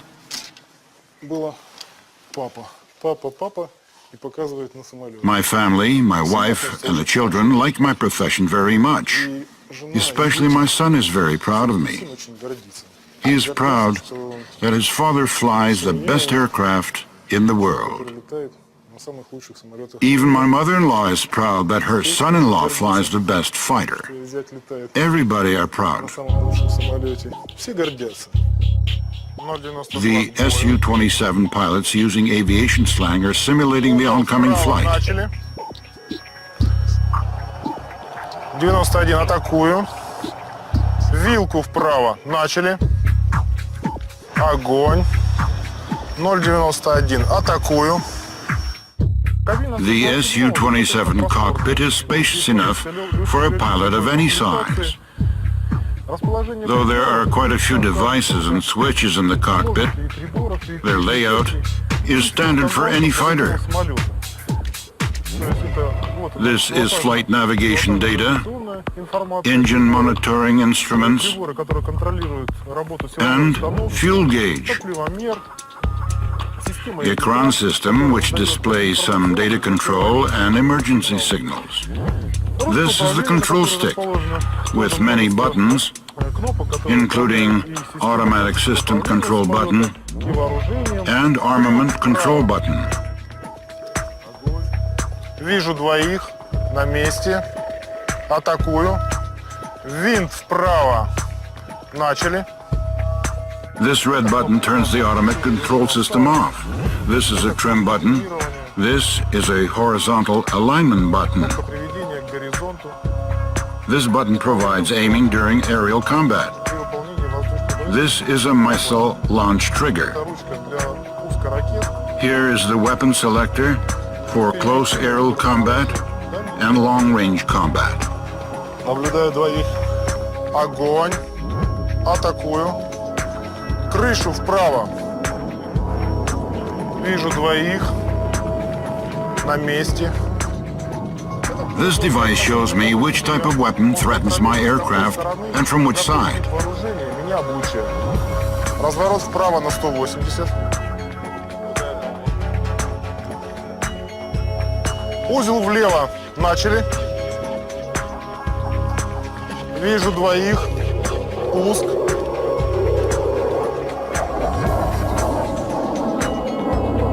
On the left, there are engine throttles. There are 2 throttles, left engine and right engine. They are in idle position now. My pilot controls these engine throttles. This is a thrust rating position. To switch to afterburning mode, I lift the knob and move the throttle. The same when I want to switch the afterburners off. Краб влево начали. Наблюдаю одного. There are 2 engines installed on the Su-27 aircraft. This is very important in terms of redundancy. For example, the MiG-23 or MiG-21 are single-engine aircraft.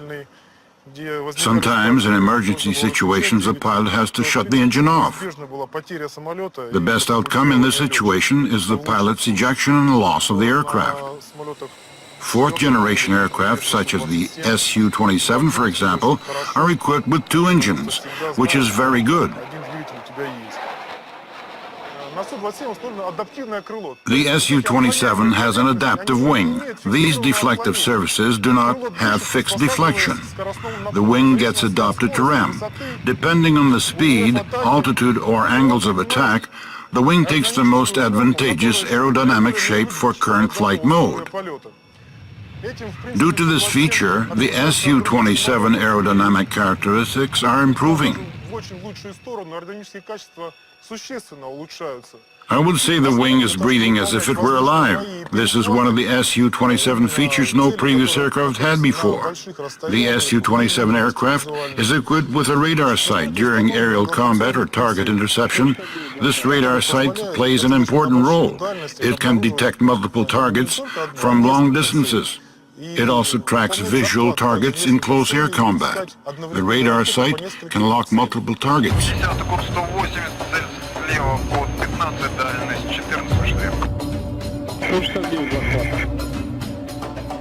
Radar is the core of the radar sighting system. The radar allows detecting fighter-type air targets at a distance of up to 100 kilometers. A target can be detected with the optical detection station. This peculiar eye is installed directly in front of the cockpit canopy. This system comprises an infrared search and tracking system and a laser rangefinder and target designator. Tracking range of the optical detection system is less than that of a radar.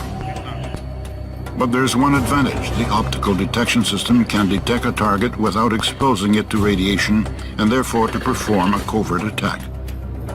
Due to the helmet-mounted display in close air combat, all the data can be fed to the missile's homers.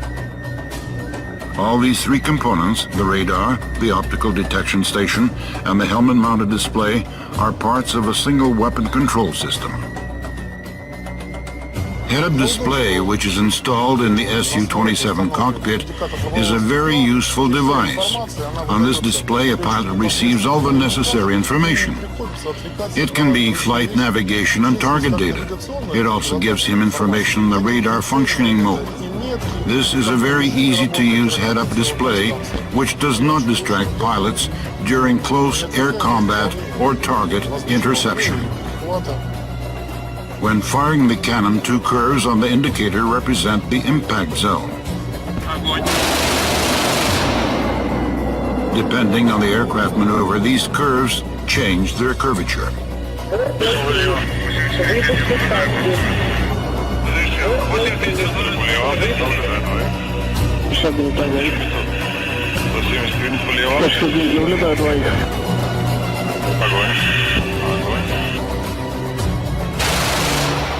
Наблюдаю одного, подтягиваю нисходящее. 92, выход вправо. 091, пара, работу закончили. Выпусти шасси.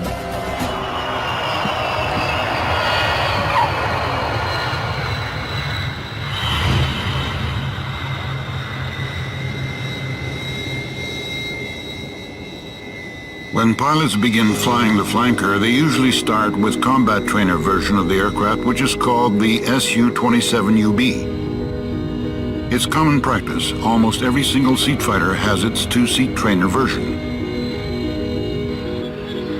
But it's worth saying that all the previous two-seat trainers were inferior to single-seat aircraft in combat performance.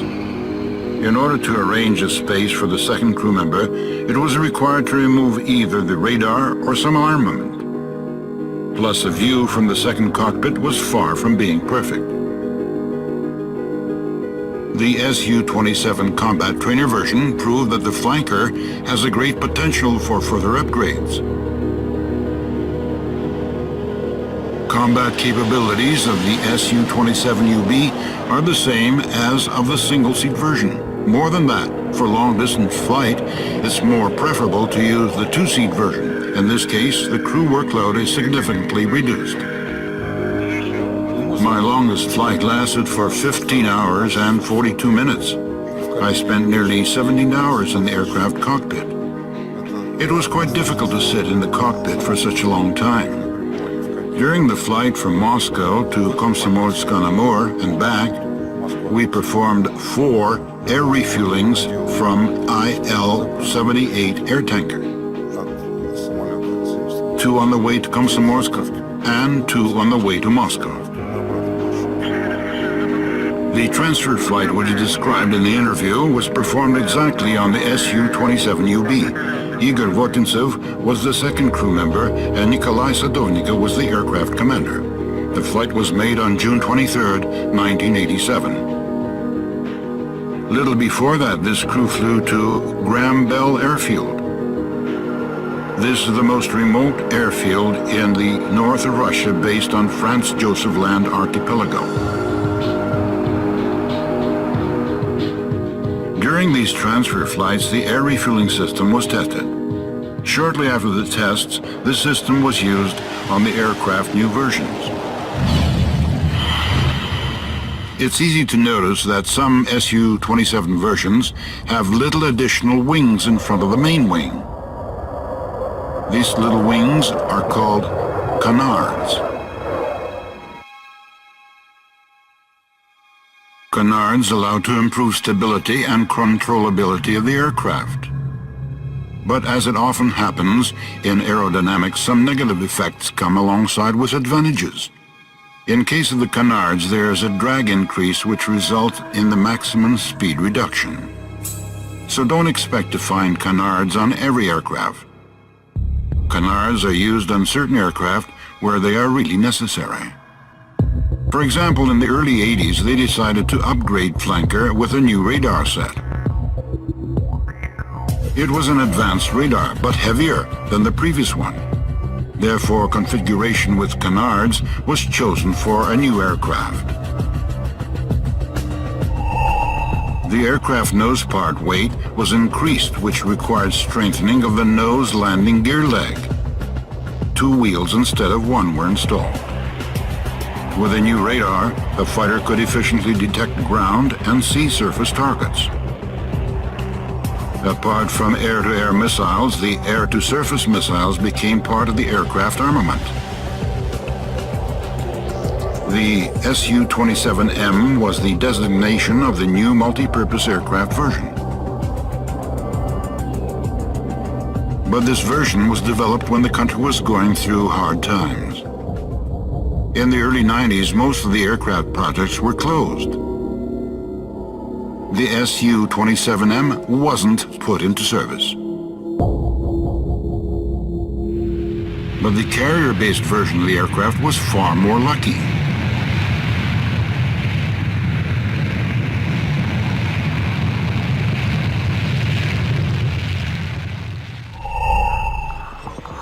In the Soviet Union, the history of carrier-based aircraft began in the 70s. In the middle 80s, the Soviet Navy had 4 aircraft carrying cruisers. They were a base for Yak-38 carrier-based vertical takeoff and landing attack aircraft.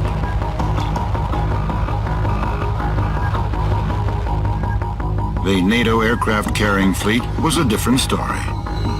There were more than a dozen aircraft carriers, carrier-based aircraft of different types and purposes.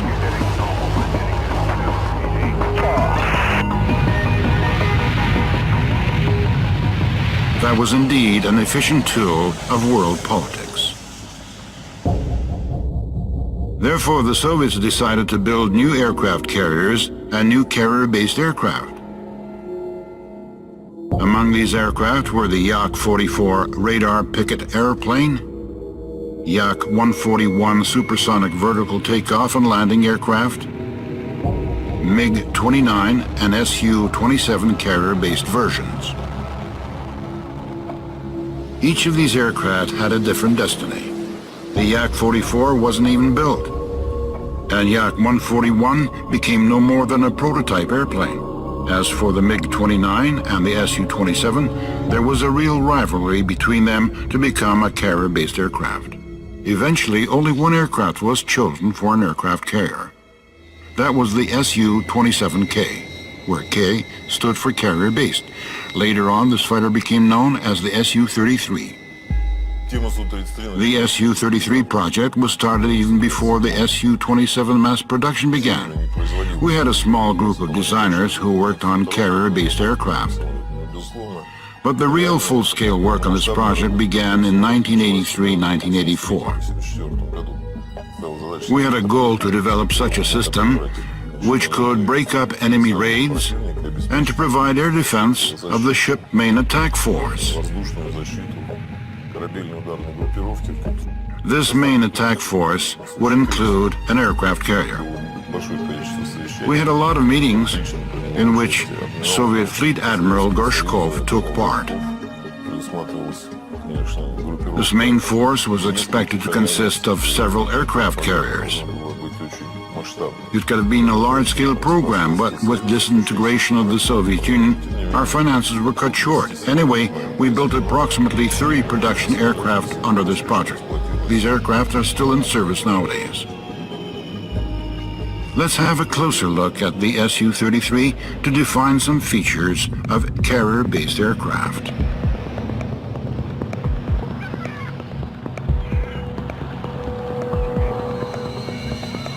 It's obvious that the carrier-based aircraft have to be relatively compact. That is why most of the aircraft of such type have a folding wing. It's a challenging engineering task to design and manufacture such a wing. First, it's required to provide the sufficient structural strength. Second, there are fuel tanks in the wing, so their total capacity has to be retained to a maximum. The designers also have to take into account the control system and missile suspension points.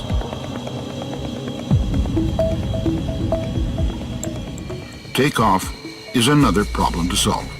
It's obvious that a deck length is much shorter than the length of a ground runway. Takeoff run on the aircraft carrier is 100 meters only. More than that, the Su-27 carrier-based version is heavier than the original aircraft, and this extra weight somehow affects the carrier-based aircraft flight performance. So the Su-33 wing was designed in such a way that it created higher lift as compared to that of the Su-27. This was achieved due to the improved wing high lift devices with the flaps installed in addition to flaperons.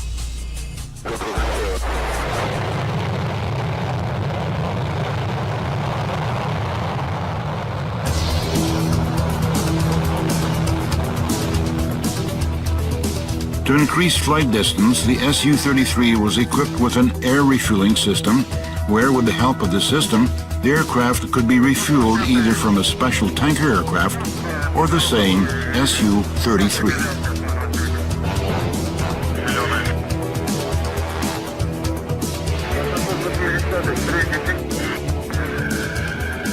The most crucial task for a Navy pilot is a carrier deck landing. For a safe deck landing, the aircraft landing speed must be as low as possible. But at low speeds, it's much harder to control an aircraft.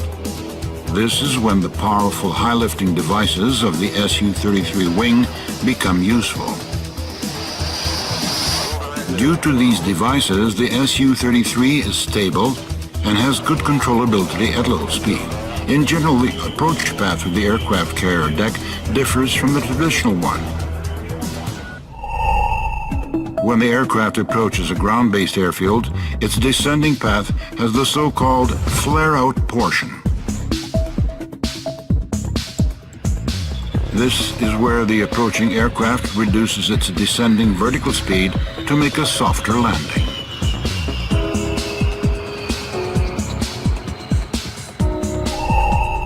For landing on the aircraft carrier, there's no flare-out portion, so the landing becomes more accurate.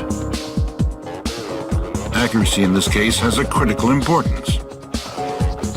As a result, an aircraft lands on the deck at higher vertical speed.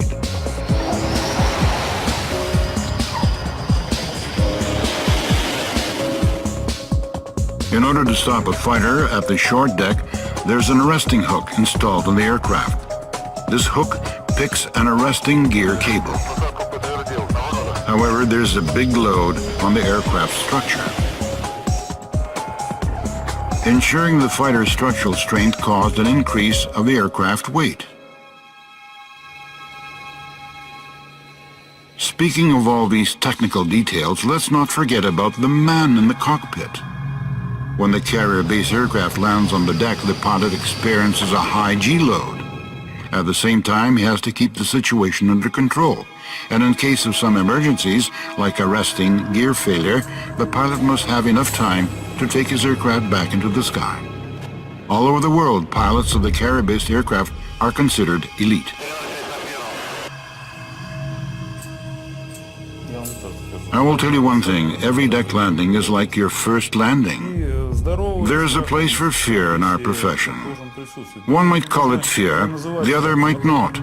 It's an instinct of self-preservation, which is normal. A pilot must have this instinct. If a pilot doesn't have it, it's not good for him. This instinct helps you to be self-disciplined, attentive, and to make a correct judgment.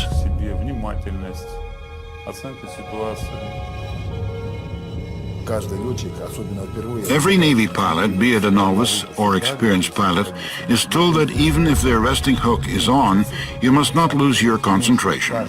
When there's time for the hook to pick up a cable, you have to be ready to eject any second. When the hooks pick up an arresting cable, it's sort of an unexpected pleasure.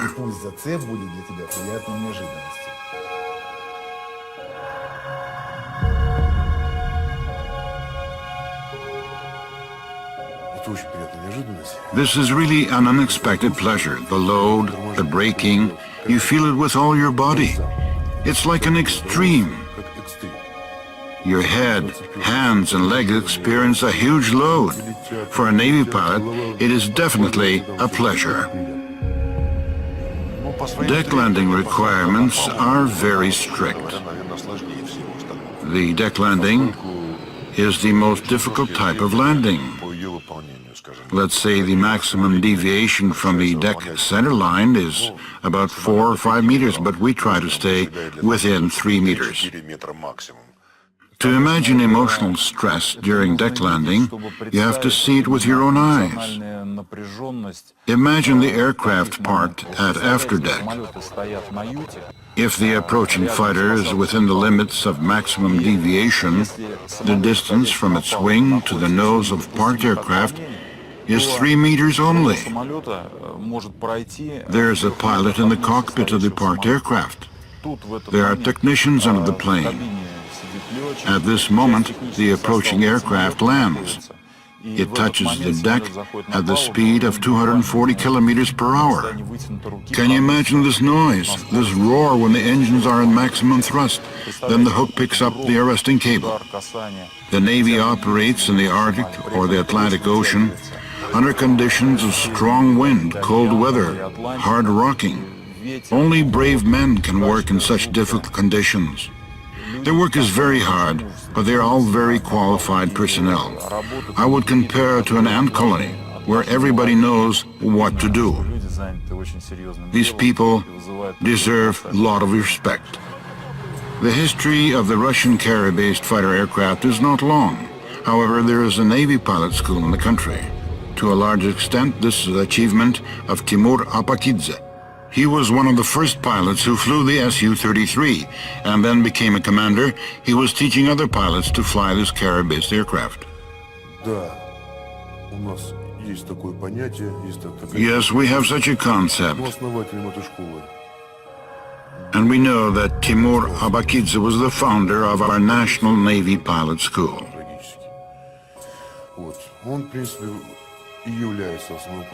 In fact, he taught us how to fight, both on the ground and in the air. He founded this new type of fighter pilot school even before the Soviet aircraft carrier went into service. The fourth-generation fighters required a new approach. The aerial combat tactics was changed completely. Therefore, the principles of the combat training had to be changed also. The new combat training was developed, and new maneuvers appeared, and we began to study new tactics. Before starting service on the aircraft carrier, the pilots are trained at the Special Ground Complex. At one time, the Su-33 was tested here as well. For that purpose, initially, they used the original Su-27 land-based aircraft. This aircraft is taking off from the ramp.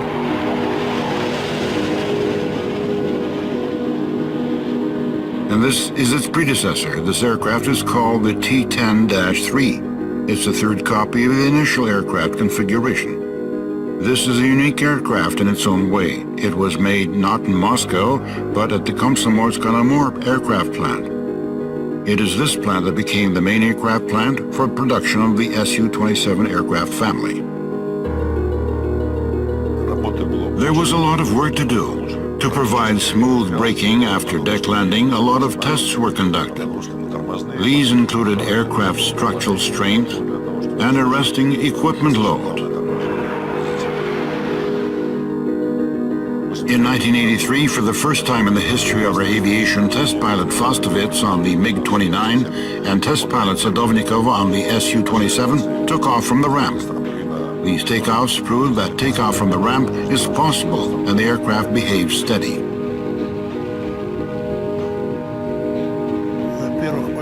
When we started to perform the first ramp tests, it was always surprising for me how the 30-ton aircraft took off from the ramp, climbing smoothly without losing altitude.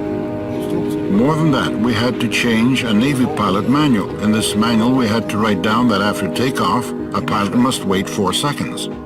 4 seconds later, the pilot gained the speed. The aircraft is controlled on. It's possible to begin combat mission. The first deck landing was performed by Viktor Pugachev. It was on November 1st, 1989.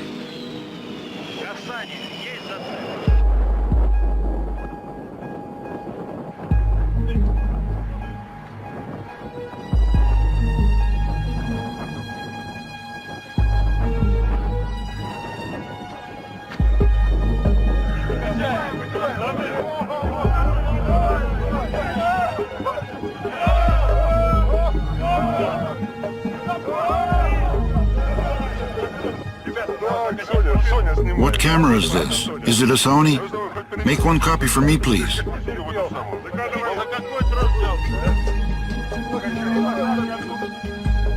Next day, November 2nd, the Su-33 made its first deck takeoff.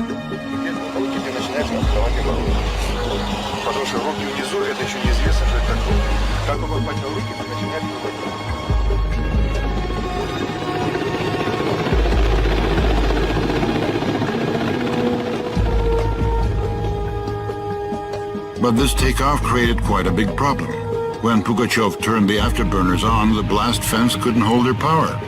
The fence was partly destroyed by the pressure of the fighter jet blast.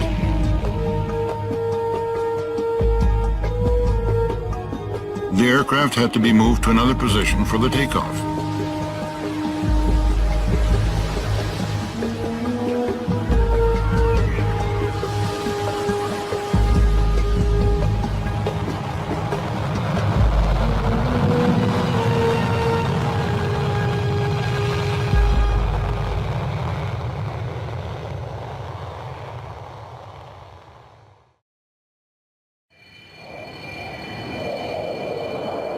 The frontline bomber Su-34 stands aside from all the numerous Su-27 fighter versions. However, for a person who is not well familiar with different airplanes of the Su-34 relation to the family of the Su-27 aircraft is not obvious. Especially that each of these two aircraft has a different purpose. They are also externally different indeed.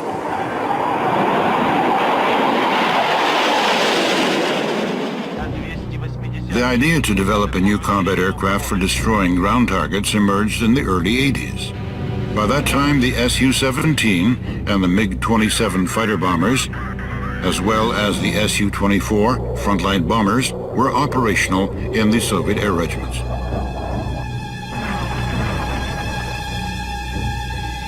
The main task for an aircraft of such type is bombing and missile air attack at enemy ground targets. For the flight mission, these aircraft usually fly under the cover of fighters because their own capabilities to resist an air attack are limited.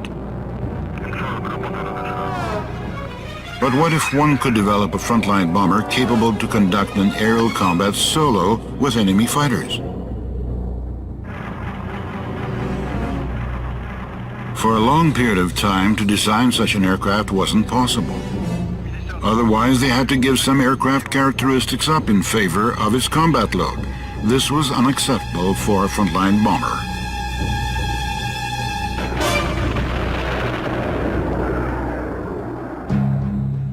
Only with the Su-27 these contradictions were solved.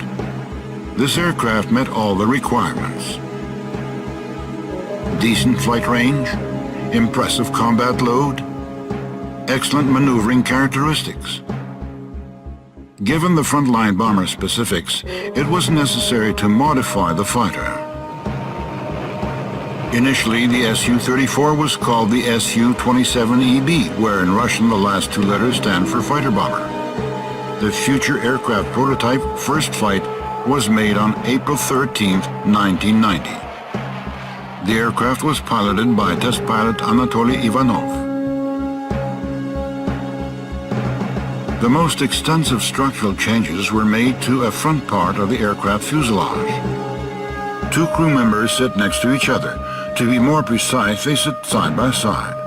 Such arrangement of the seats makes it easier for a pilot and his navigator to communicate with each other during long flights. Total time of the Su-34 flight mission with air refueling can be more than 10 hours. It's important to feel the shoulder of your crewmate during such flight. When they need a rest or something to eat, crew members can take turns. The cockpit height allows the pilots to stand up during the flight. There's enough space to stretch, to squat in the Su-34 cockpit. It's very important for the aircraft crew during long-distance flights to have extra space in the cockpit. Crew members enter their cockpit in quite an original way.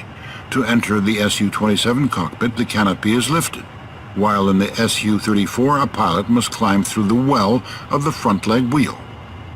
On March 28, 2009, the President of the Russian Federation, Dmitry Medvedev, made a familiarization flight on the Su-34 aircraft, piloted by Colonel Yuri Gritsayenko. He described the capabilities of the aircraft to the President. The maximum takeoff weight of this aircraft is 45 tons. 45.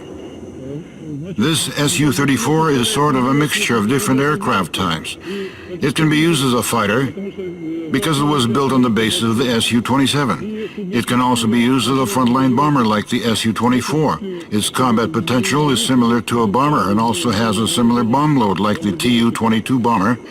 The Su can perform long-range flights because this aircraft is equipped with an air refueling system. What are the distances? Without air refueling, the flight range is 4,250 kilometers. With one air refueling, it's 7,000 kilometers. Every air refueling increases the aircraft flight range. This aircraft can fly non-stop from Moscow to Vladivostok and back. 646 на взлетную. 46 разрешил на взлетную?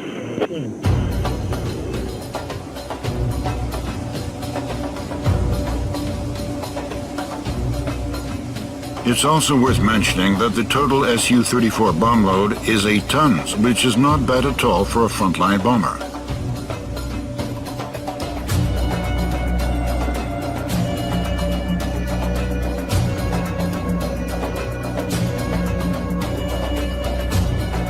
Strike aircraft combat missions are very specific. The long flights are often performed at low and extreme low altitudes. It's safer to pass through the enemy air defense system that way, and it also makes the strikes more effective. But portable air defense missile systems and even small arms are a big danger for the aircraft at such low altitudes. Therefore, the Su-34 cockpit is a titanium armored capsule. Other vital parts of the aircraft are also armored, which means this aircraft can also be classified as a ground attack airplane, such as the Su-25, for example. At the same time, the Su-34 frontline bomber is able to stand for itself in aerial combat. This aircraft is very maneuverable, and its maneuvering characteristics are inherited from the flanker. The frontline bomber is equipped with up-to-date air-to-air missiles.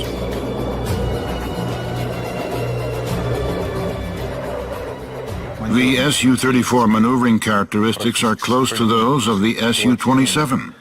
For a pilot, the Su-34 is like a fighter. This aircraft is very maneuverable and very easy to control. In the end, all the work on the aircraft modification increased its weight. As it was said before, the Su-34 maximum takeoff weight can achieve up to 45 tons.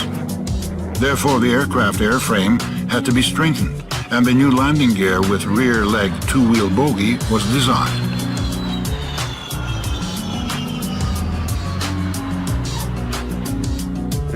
At landing, first the rear wheel touches the runway, then the front one. The Su-34 landing is very smooth. I can't think of any pilot who had a rough landing on the Su-34. This aircraft is like a cruiser.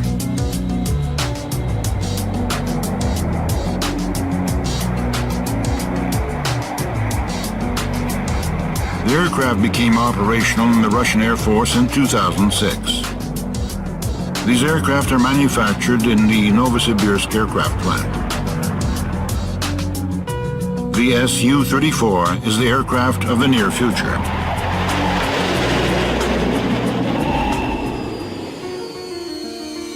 In 1999, another Sukhoi family fighter modification was developed. The crew seats arrangement is similar to the Su-34 aircraft. There is an arresting gear in the rear part, which means this aircraft is carrier-based. This is the Su-27 KUB, and its carrier-based combat trainer. With its capabilities, this is an aircraft of a new era. However, by the time we were producing our film, this aircraft existed in one copy. Only time will tell the Su-27 KUB future. But it's not the matter of the aircraft future alone. The Su-27 KUB is another evidence that the Su-27 aircraft has a unique development and upgrading potential. All the more, as the new century was approaching, the Sukhoi fighter family continued its development, and its new versions were about to make their appearance.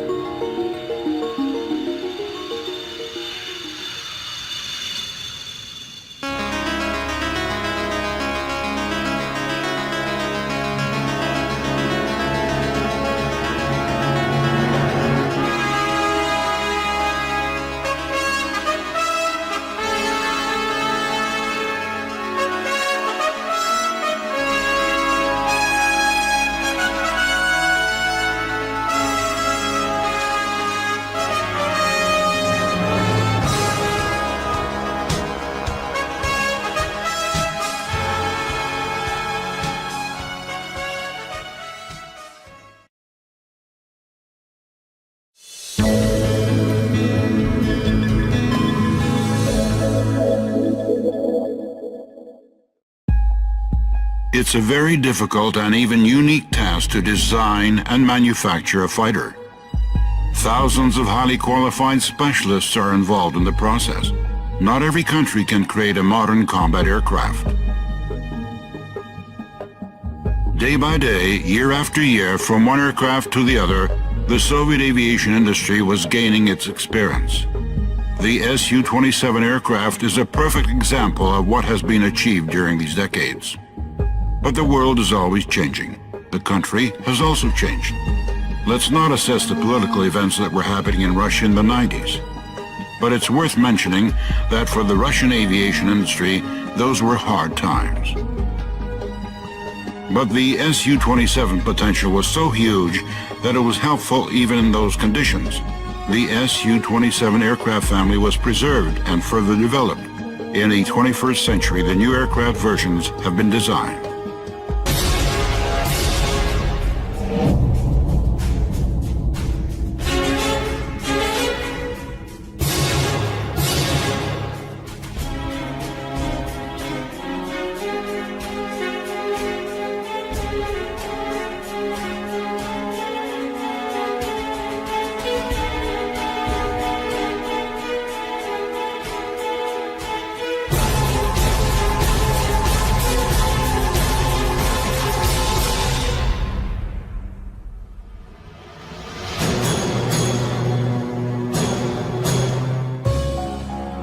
By the early 90s, the Su-27 aircraft family has got ultimate recognition and high credibility. These aircraft were in operational service with tactical and naval aviation. As to the air defense units, they were the first to receive these new aircraft. The air defense pilots saw the true value of the Sukhoi 27. Compared to other fighters, this aircraft had a longer flight range. The Su-27 UB two-seat combat trainer had some advantages as well. Therefore, in the late 80s, the Air Defense Aviation Command was eager to have a special aircraft version. A new interceptor was developed on the basis of the two-seat version basis. This aircraft was called the Su-30. The aircraft was equipped with an air refueling system. Electronic equipment was also modified. Now the fighter could be used as an airborne command post. According to the aircraft layout, the air group commander was sitting in the rear cockpit. Having all the air environmental data, he was coordinating interceptors' group reactions. In the early 90s, the Su-30 was ready for mass production. But the economic situation in Russia was so tense that the Russian army couldn't afford purchasing these fighters. Only 5 aircraft went into service. If there is no financial support from the Ministry of Defense, where can we get the money from? So there was no financial support and no money at all. We didn't receive our salary for 5 months. When the Soviet Union collapsed, we were not thinking of aircraft designing, but how to survive in such conditions. The military people said the Su-27 could not be sold abroad. It was only for the Russian Air Force. We were arguing with them that our people needed work. Mikhail Semenov was insisting that the only way out of the situation was to break into the world market. Mr. Semenov was one of the initiators of this idea. When we started to work with the Chinese, they paid us with their down jackets made in China. But then those jackets were stolen from us. And we decided that next time we would accept only dollars. Otherwise, we wouldn't have been able to survive. Those who were late to use the possibility and did not have sufficient experience simply became bankrupt. At present, only the plants that produce our aircraft for export are still in operation. These are Komsomolsk-on-Amur and Irkutsk plants. They have not only preserved their personnel and technology, but made a lot of progress. They have new up-to-date equipment and did not lose their personnel. This is very important. Today, the promotion of these products to India, Algeria, Malaysia, and the Su-30 versions export to China, Vietnam, Indonesia, Venezuela have provided the main export potential for our company. Over the last 15 years, more than 450 Sukhoi aircraft were exported. This gave us a possibility to discuss not the past achievements of the Sukhoi company, but its future. Speaking about its history, it's worth mentioning that Sukhoi is a company with a high level of technical, staffing, and production potential.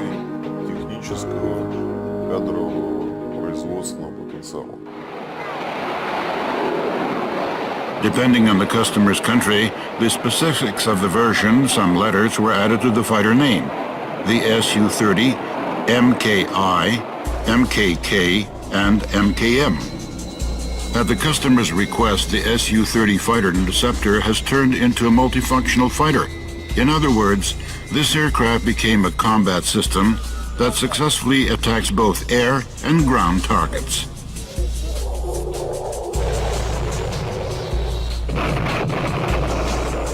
Traditional pointer instruments were replaced by multifunction color displays indicating all the required information to the pilot.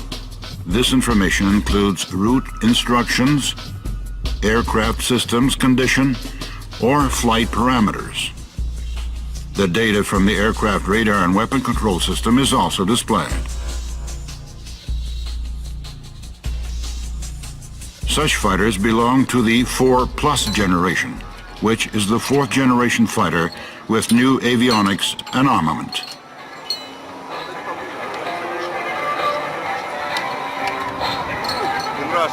Отлично! Great! It's worth mentioning that apart from different flight instruments, the Su-30 export versions also have different structural features.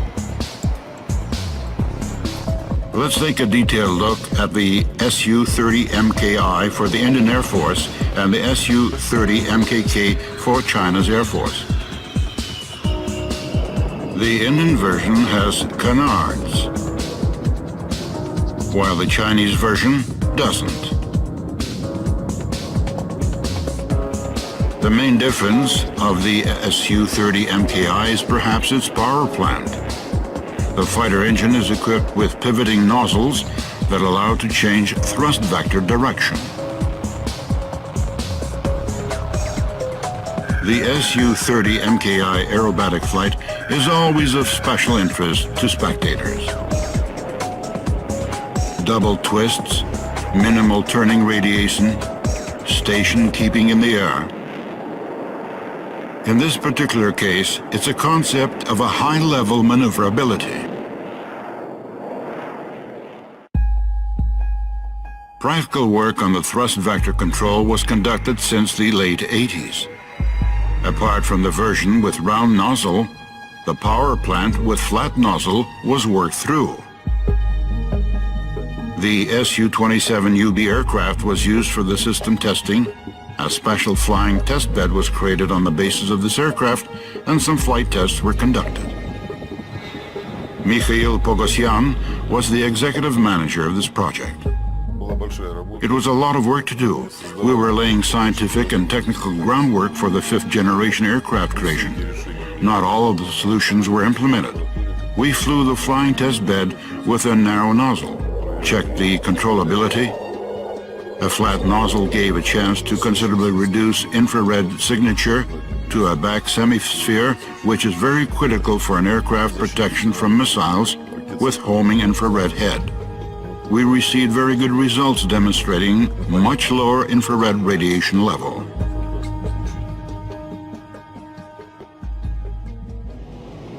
In the West, they conducted some tests as well. In 1990, the X-31 aircraft was designed. It was an American-German cooperative project. Special exhaust gates were turning the jet blast. In 1995, the X-31 was first demonstrated to the wide audience. Those days, only the X-31 aircraft could perform such maneuvers in the air.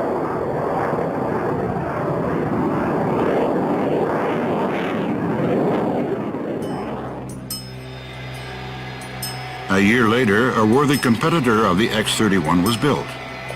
If the X-31 was only an experimental aircraft, the Russian one was much closer to the full-fledged combat aircraft. That was the Su-27M multi-purpose fighter with side number 711. This aircraft is more known as the Su-37. The Su-37 tests began in the spring of '96. The project test pilot was Yevgeny Frolov. Shortly, he started to perform such maneuvers on this aircraft that totally changed the concept of an aircraft flight.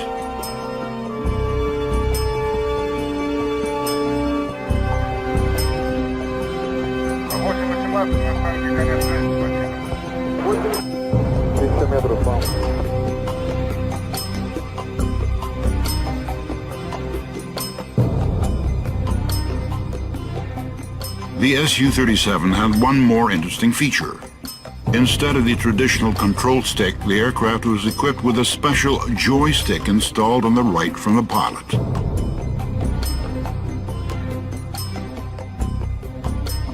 The Su-37 was followed by the Su-30 MKI. The maiden flight of the aircraft took place on July 1st, 1997. The test pilot was Vyacheslav Avedyanov.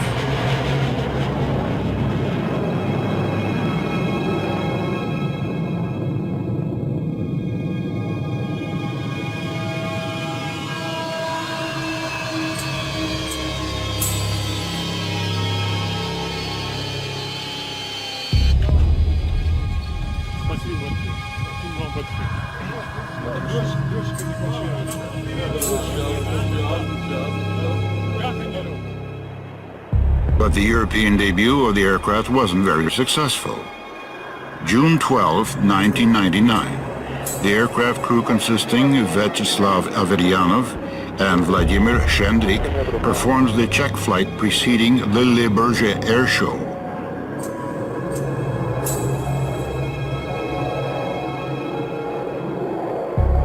By chance, the aircraft went lower than it was planned and hit the ground. It was a matter of only a few meters.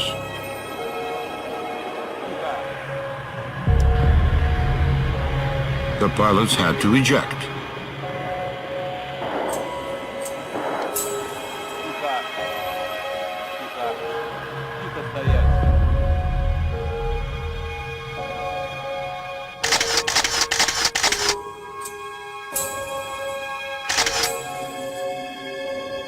The things might have been worse if it was not the Su-30 MKI, but some other aircraft.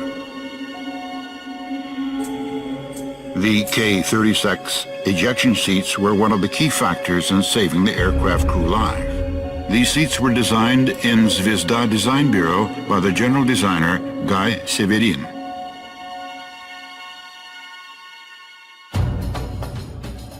Gone are the days of that flight accident in France. A huge success awaited the Su-30 MKI. For thousands of spectators at the International Air Show in Zhukovsky, the flight of test pilot Vyacheslav Averyanov was awesome and amazing.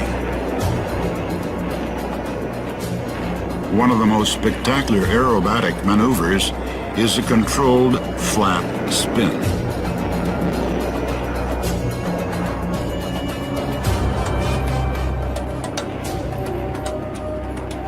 It's obvious the concept of high-level maneuverability wasn't implemented only for spectators' enjoyment. First of all, high-level maneuverability is necessary for a fighter in close aerial combat. In close air combat, the one who saw first has an advantage. It is the aircraft high-level maneuverability that allows maneuvering in space, making a faster turn with a smaller radius. During maneuver air combat, the task is to precisely turn the weapon axis to an enemy. What did we achieve due to a controlled thrust vector? First of all, it is flight safety. Now, from the point of view of stability and controllability, such critical phenomena as stall, spin in its usual occurrence, loss of control at high angles of attack, did not exist any longer. We can lose speed up to zero. We can tail slide with a negative speed, keeping up the weapon axis on an enemy aircraft.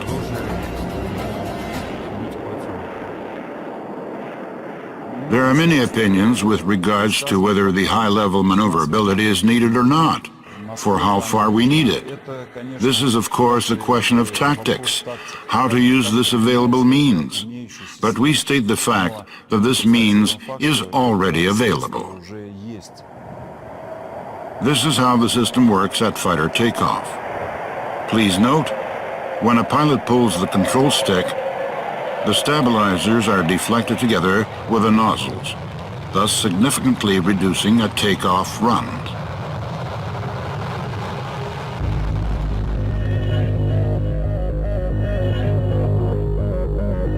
Our story of the Su-27 aircraft family continues with aerobatic teams which fly these aircraft.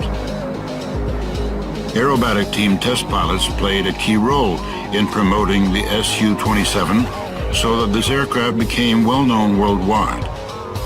This aerobatic team was organized at the Gromov Flight Research Institute. Hero Russia Anatoly Kvochur is the leader of the team. The team flies the Su-27 and the Su-30 aircraft.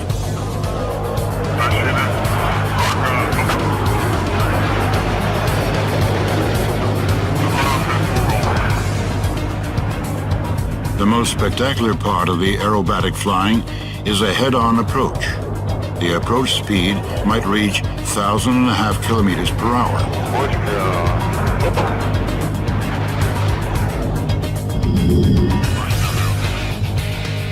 Very impressive are the Su-27 classical aerobatic maneuvers such as Cobra and Tail Slide. Sometimes these maneuvers are performed in pair.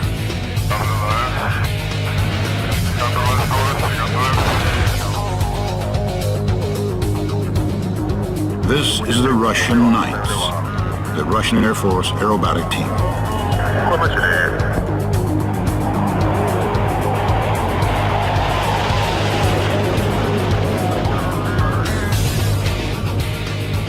The Russian Knights discharge flares saluting to the spectators below. Beautiful, isn't it? In combat conditions, these flares mislead enemies' radar homing missile seekers. You can see how technicians are installing new flares in the aircraft.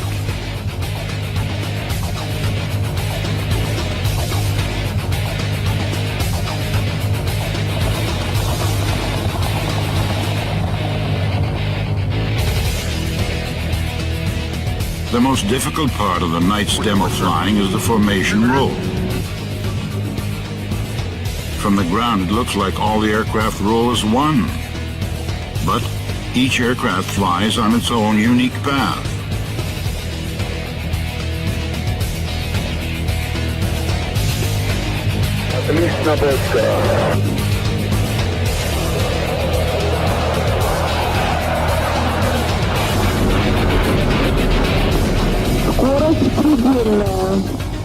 Russian Falcons aerobatic team represents Lipetsk Air Base Combat Training Center of the Russian Air Force.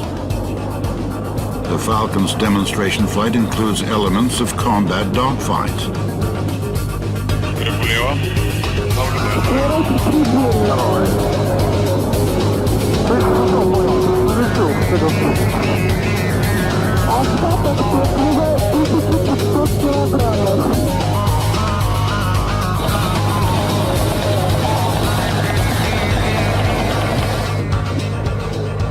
Note that false canopies are painted underneath the aircraft fuselage.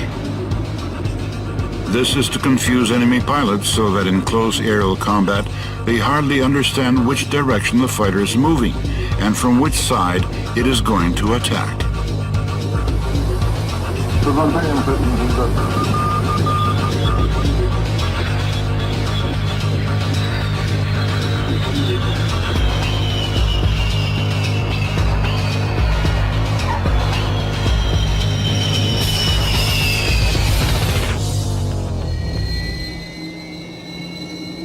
Pilots have their own task as well as technicians.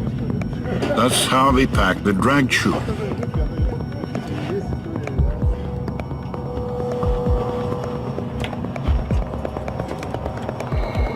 Lipetsk Air Base with its Falcons aerobatic team is a link between aircraft designers and military units. This is the place where military pilots first meet the new aircraft. The first upgraded Su-27 aircraft were delivered to this place. Now the fighters can attack ground targets more efficiently.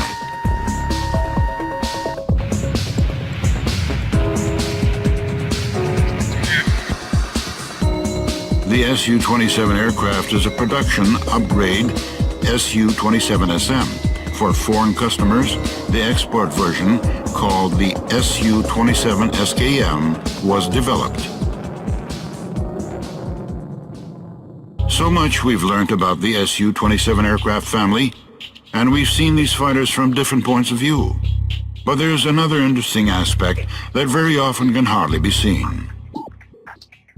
The pilot's actions before and during the flight on the Su-27. When the tacticians have prepared the fighter for takeoff, the crew arrives. Before taking his seat in the cockpit, the pilot makes a visual inspection of his aircraft. It has nothing to do with the pilot's superstition. According to official documents, an aircraft must be visually checked before every flight. This is routine for both test and military pilots.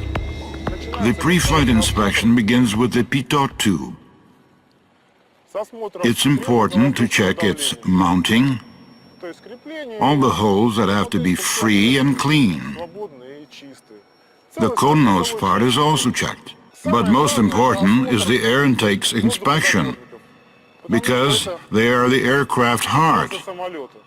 If there are more suspensions, their availability is also checked. The wing is being examined. Pilots have an obligatory tradition to kick a wheel when making an inspection. Technicians ask them what they want to check with such a pressure on the wheel. Anyway, the pilots stick to this tradition. Everything is in place. The nose strut is being examined. There is alcohol in this tank. After these procedures, the pilot accepts the aircraft, puts his signature in the technician's logbook, and can start up the engine and make the flight.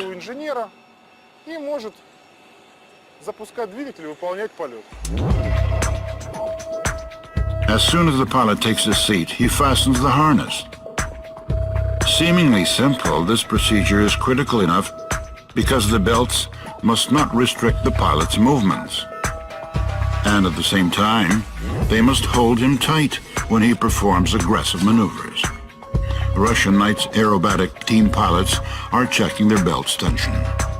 Then communications and life support systems are connected, followed by the aircraft systems check. The pilot starts the engines.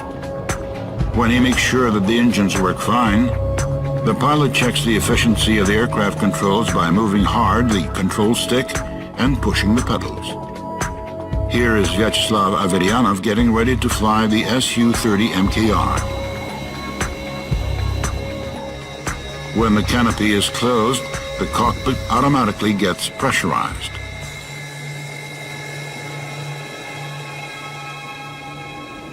The takeoff preparation process is fascinating. Harsh, a little bit intoxicating smell of aviation kerosene. And the sound, low roar of rotating turbines turning into a shrill hissing. The hypnotizing movements of controls. The aircraft springs to life as if it were alive.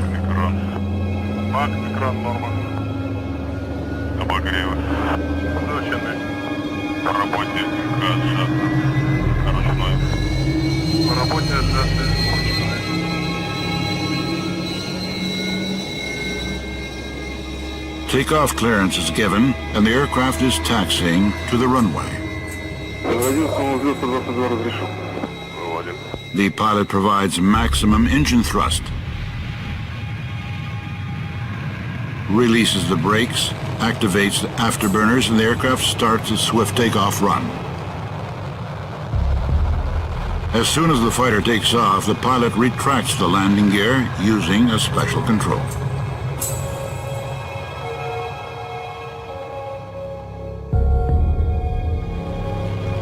This is a video of some aerobatic maneuvers taken inside the cockpit and from the ground. The roll,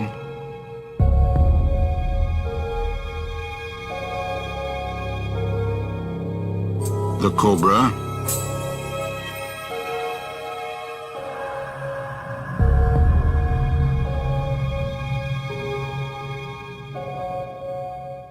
the tail slide,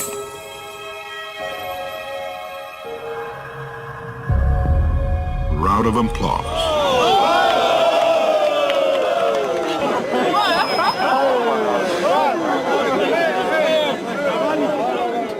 Having admired the beauty of the flight, it's worth talking about the Su-27 combat power, that is, the fighter armament.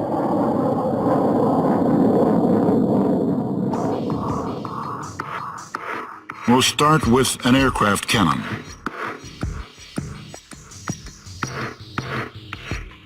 The Su-27 aircraft is equipped with a Gusha 301 cannon. The 30mm single-barrel cannon was developed by two Russian designers, Gryazov and Shipunov. Its ammunition load is 150 rounds. The cannon efficiently hits air targets over a distance of up to 800 meters.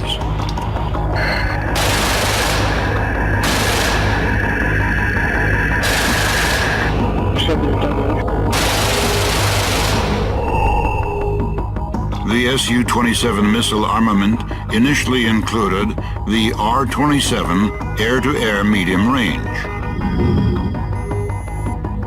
and the R-73 short-range missiles. The R-27 missile launching range is up to 80 kilometers, and the R-73 missile launching range is 30 kilometers. By the way, the R-73 is the smallest missile in the Su-27 missile armament. Its weight is a little more than 100 kilos. The R-73 close maneuver combat missile is a unique missile that over many decades has been considered the world's best one in its combat capability and efficiency, combined with the aircraft sighting systems. With the fighter improving, new missiles were designed. The RVVAE air-to-air missile. It can be recognized by distinctive lattice rudders. The launching range of the missile is 65 kilometers. A pilot doesn't have to constantly keep his enemy in aiming sight. At the final stage of the launch, the missile, using its active radar homing device, will track and destroy a target. In close aerial combat, the missile fire and forget capability is used. This is really a very important aspect in air combat missiles creation. The missile is equipped with a small radar, which independently localizes the target. The pilot doesn't have to do anything after the target is locked with the missile. The aircraft can then make free maneuvering and fly away from an enemy. The enemy will be hit automatically. And now the Su-30 MKK is launching two Kha-29 missiles. These are air-to-surface guided missiles. The Kha-29 is designed to destroy surface reinforced targets such as concrete bunkers. The missile warhead weight is 320 kilos, and the launching range is 10 kilometers.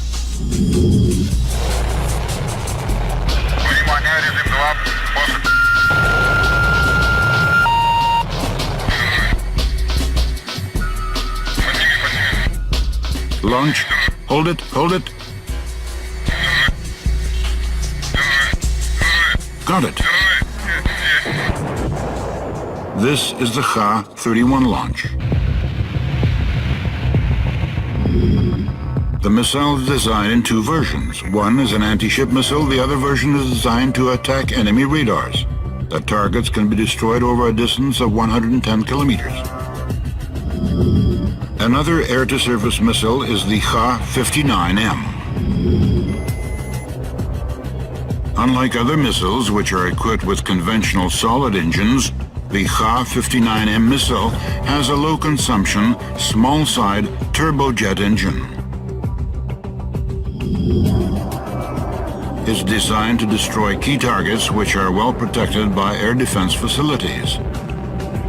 The launching range of the missile is 115 kilometers, so the fighter doesn't have to enter air defense area.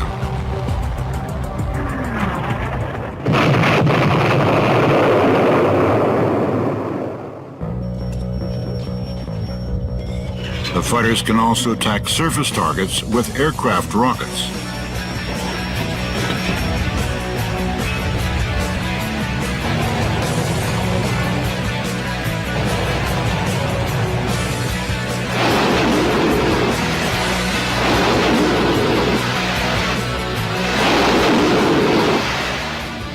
The Su-27 aircraft family armament consists not only of cannon and missiles, airborne bombs. Apart from standard free-falling bombs, the airborne guided, or the so-called corrected bombs, are also used. The probable circular deviation of such smart bombs does not exceed 10 meters. You must admit that for 1.5-ton bomb, it's not a bad result.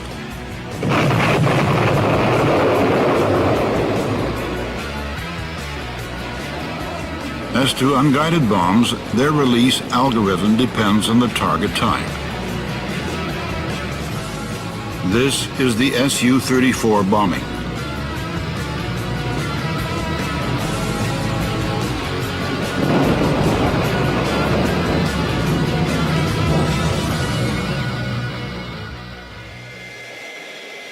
February 19, 2008. Everything is ready for the new aircraft first takeoff at the Flight Research Institute airfield. This is the Su-35 fighter. The first flight is like an aircraft birthday. This date will appear in aviation reference books as a reference point of the aircraft flying history.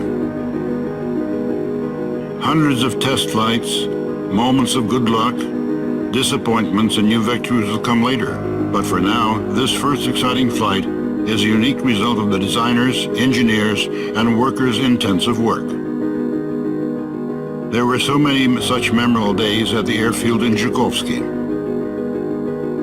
It was from this airfield that in May 1977, test pilot Vladimir Ilyushin took off the T-10 aircraft, which became an ancestor of the Su-27 family. Now, in the new century, test pilot Sergei Bogdan is getting ready for his first flight on the Su-35. These two events are so similar, though they are separated by decades.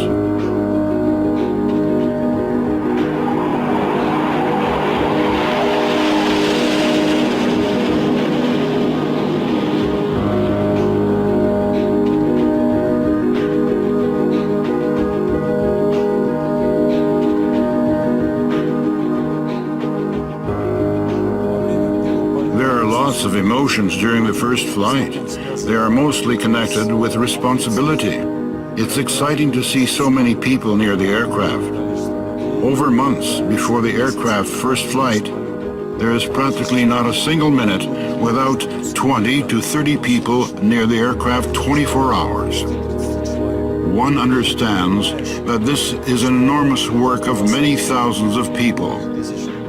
And the objective is to act with no worry, deliberately, composedly, in order not to let anyone down.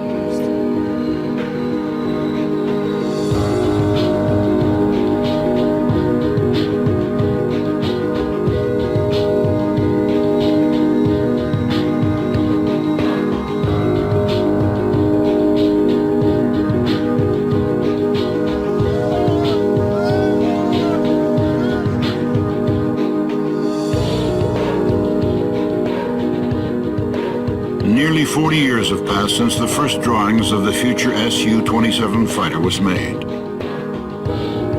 This is the Su-35. The aircraft embodies all the best results that were obtained during those years.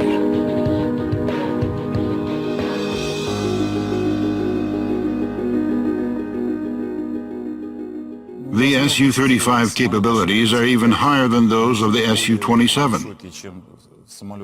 First and foremost, it concerns the weapons. The aircraft sees better, differently, and for longer distance. It has quite new missiles, better control system. It appears there is a way for even more improvements. The fighter cockpit is designed to the latest standards. A pilot receives all the necessary information on two big color displays, 15 inches each. The Su-35 aircraft engines have pivoting nozzles. The maximum thrust of each engine in full afterburner is 14.5 tons. It is 2 tons more than the predecessors had. Integrated control system helps a pilot through all the flight stages, from taxiing to making flight maneuvers. In engine failure at takeoff, let's say, the process is very rapid. The heading change dynamics is also very fast. For the aircraft not to move aside, the system of parrying this engine failure is automatically activated, and with the help of thrust vectoring automatic engagement, the aircraft corrects this movement and continues, let's say, takeoff quite safely. The Su-35 doesn't have a traditional air brake. It was replaced by the rudders, which turn outwards to provide aircraft braking. Now a few words about the weapon control system. The core of the system is the Irbis radar station. It is the radar with so-called phased array. They scan the area in electronic mode. This mode is much faster, and it allows to perform simultaneous attack on multiple targets. Aerial target acquisition is 400 kilometers. The Su-35 armament also includes both all the above-mentioned armament and new advanced long-range missiles. The Su-35 is the 4++ generation fighter. This means that structurally it's the further development of the Su-27 aircraft, but the Su-35 is superior in its capabilities as compared to the Su-27. The Su-35 aircraft is a step towards the new 5th generation of Russian fighters. In the Su-35, we implemented, in fact, the ideology of the so-called electronic co-pilot. If in the Su-30, 2 crew members solved problems, in the Su-35, the second crew member is a computer that allows one of the crew members controlling the aircraft to have information in the most convenient way. This is a step towards a 5th generation aircraft, and of course it will be easier for the pilots who will fly the Su-35 to switch over to the 5th generation aircraft. 5th generation fighter prototype, known as the T-50, took off on January 29, 2010. The aircraft was designed at the Sukhoi Design Bureau.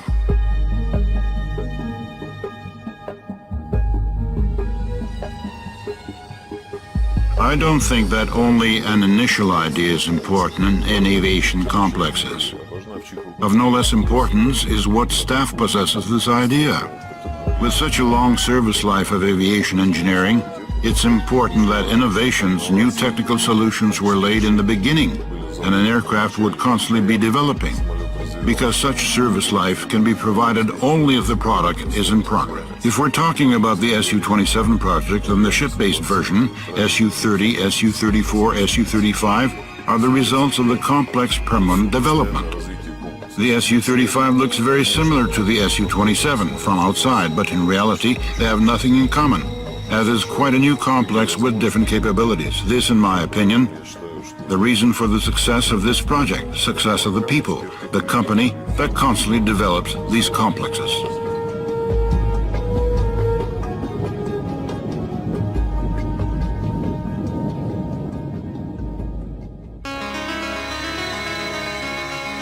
For more than a quarter of a century, the Su-27 fighters are in service with the Soviet and Russian Air Force.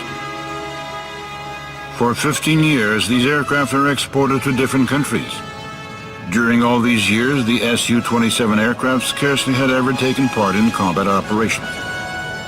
Definitely, it's all for the better. A modern weapon, first of all, must be a weapon for detention. The more efficient such a weapon is, the fewer attempts to encroach upon state sovereignty are committed. Next time, when we watch the Su-27 flight, we shall remember those people who designed, built, and taught this aircraft to fly, to make it the best fighter in the world.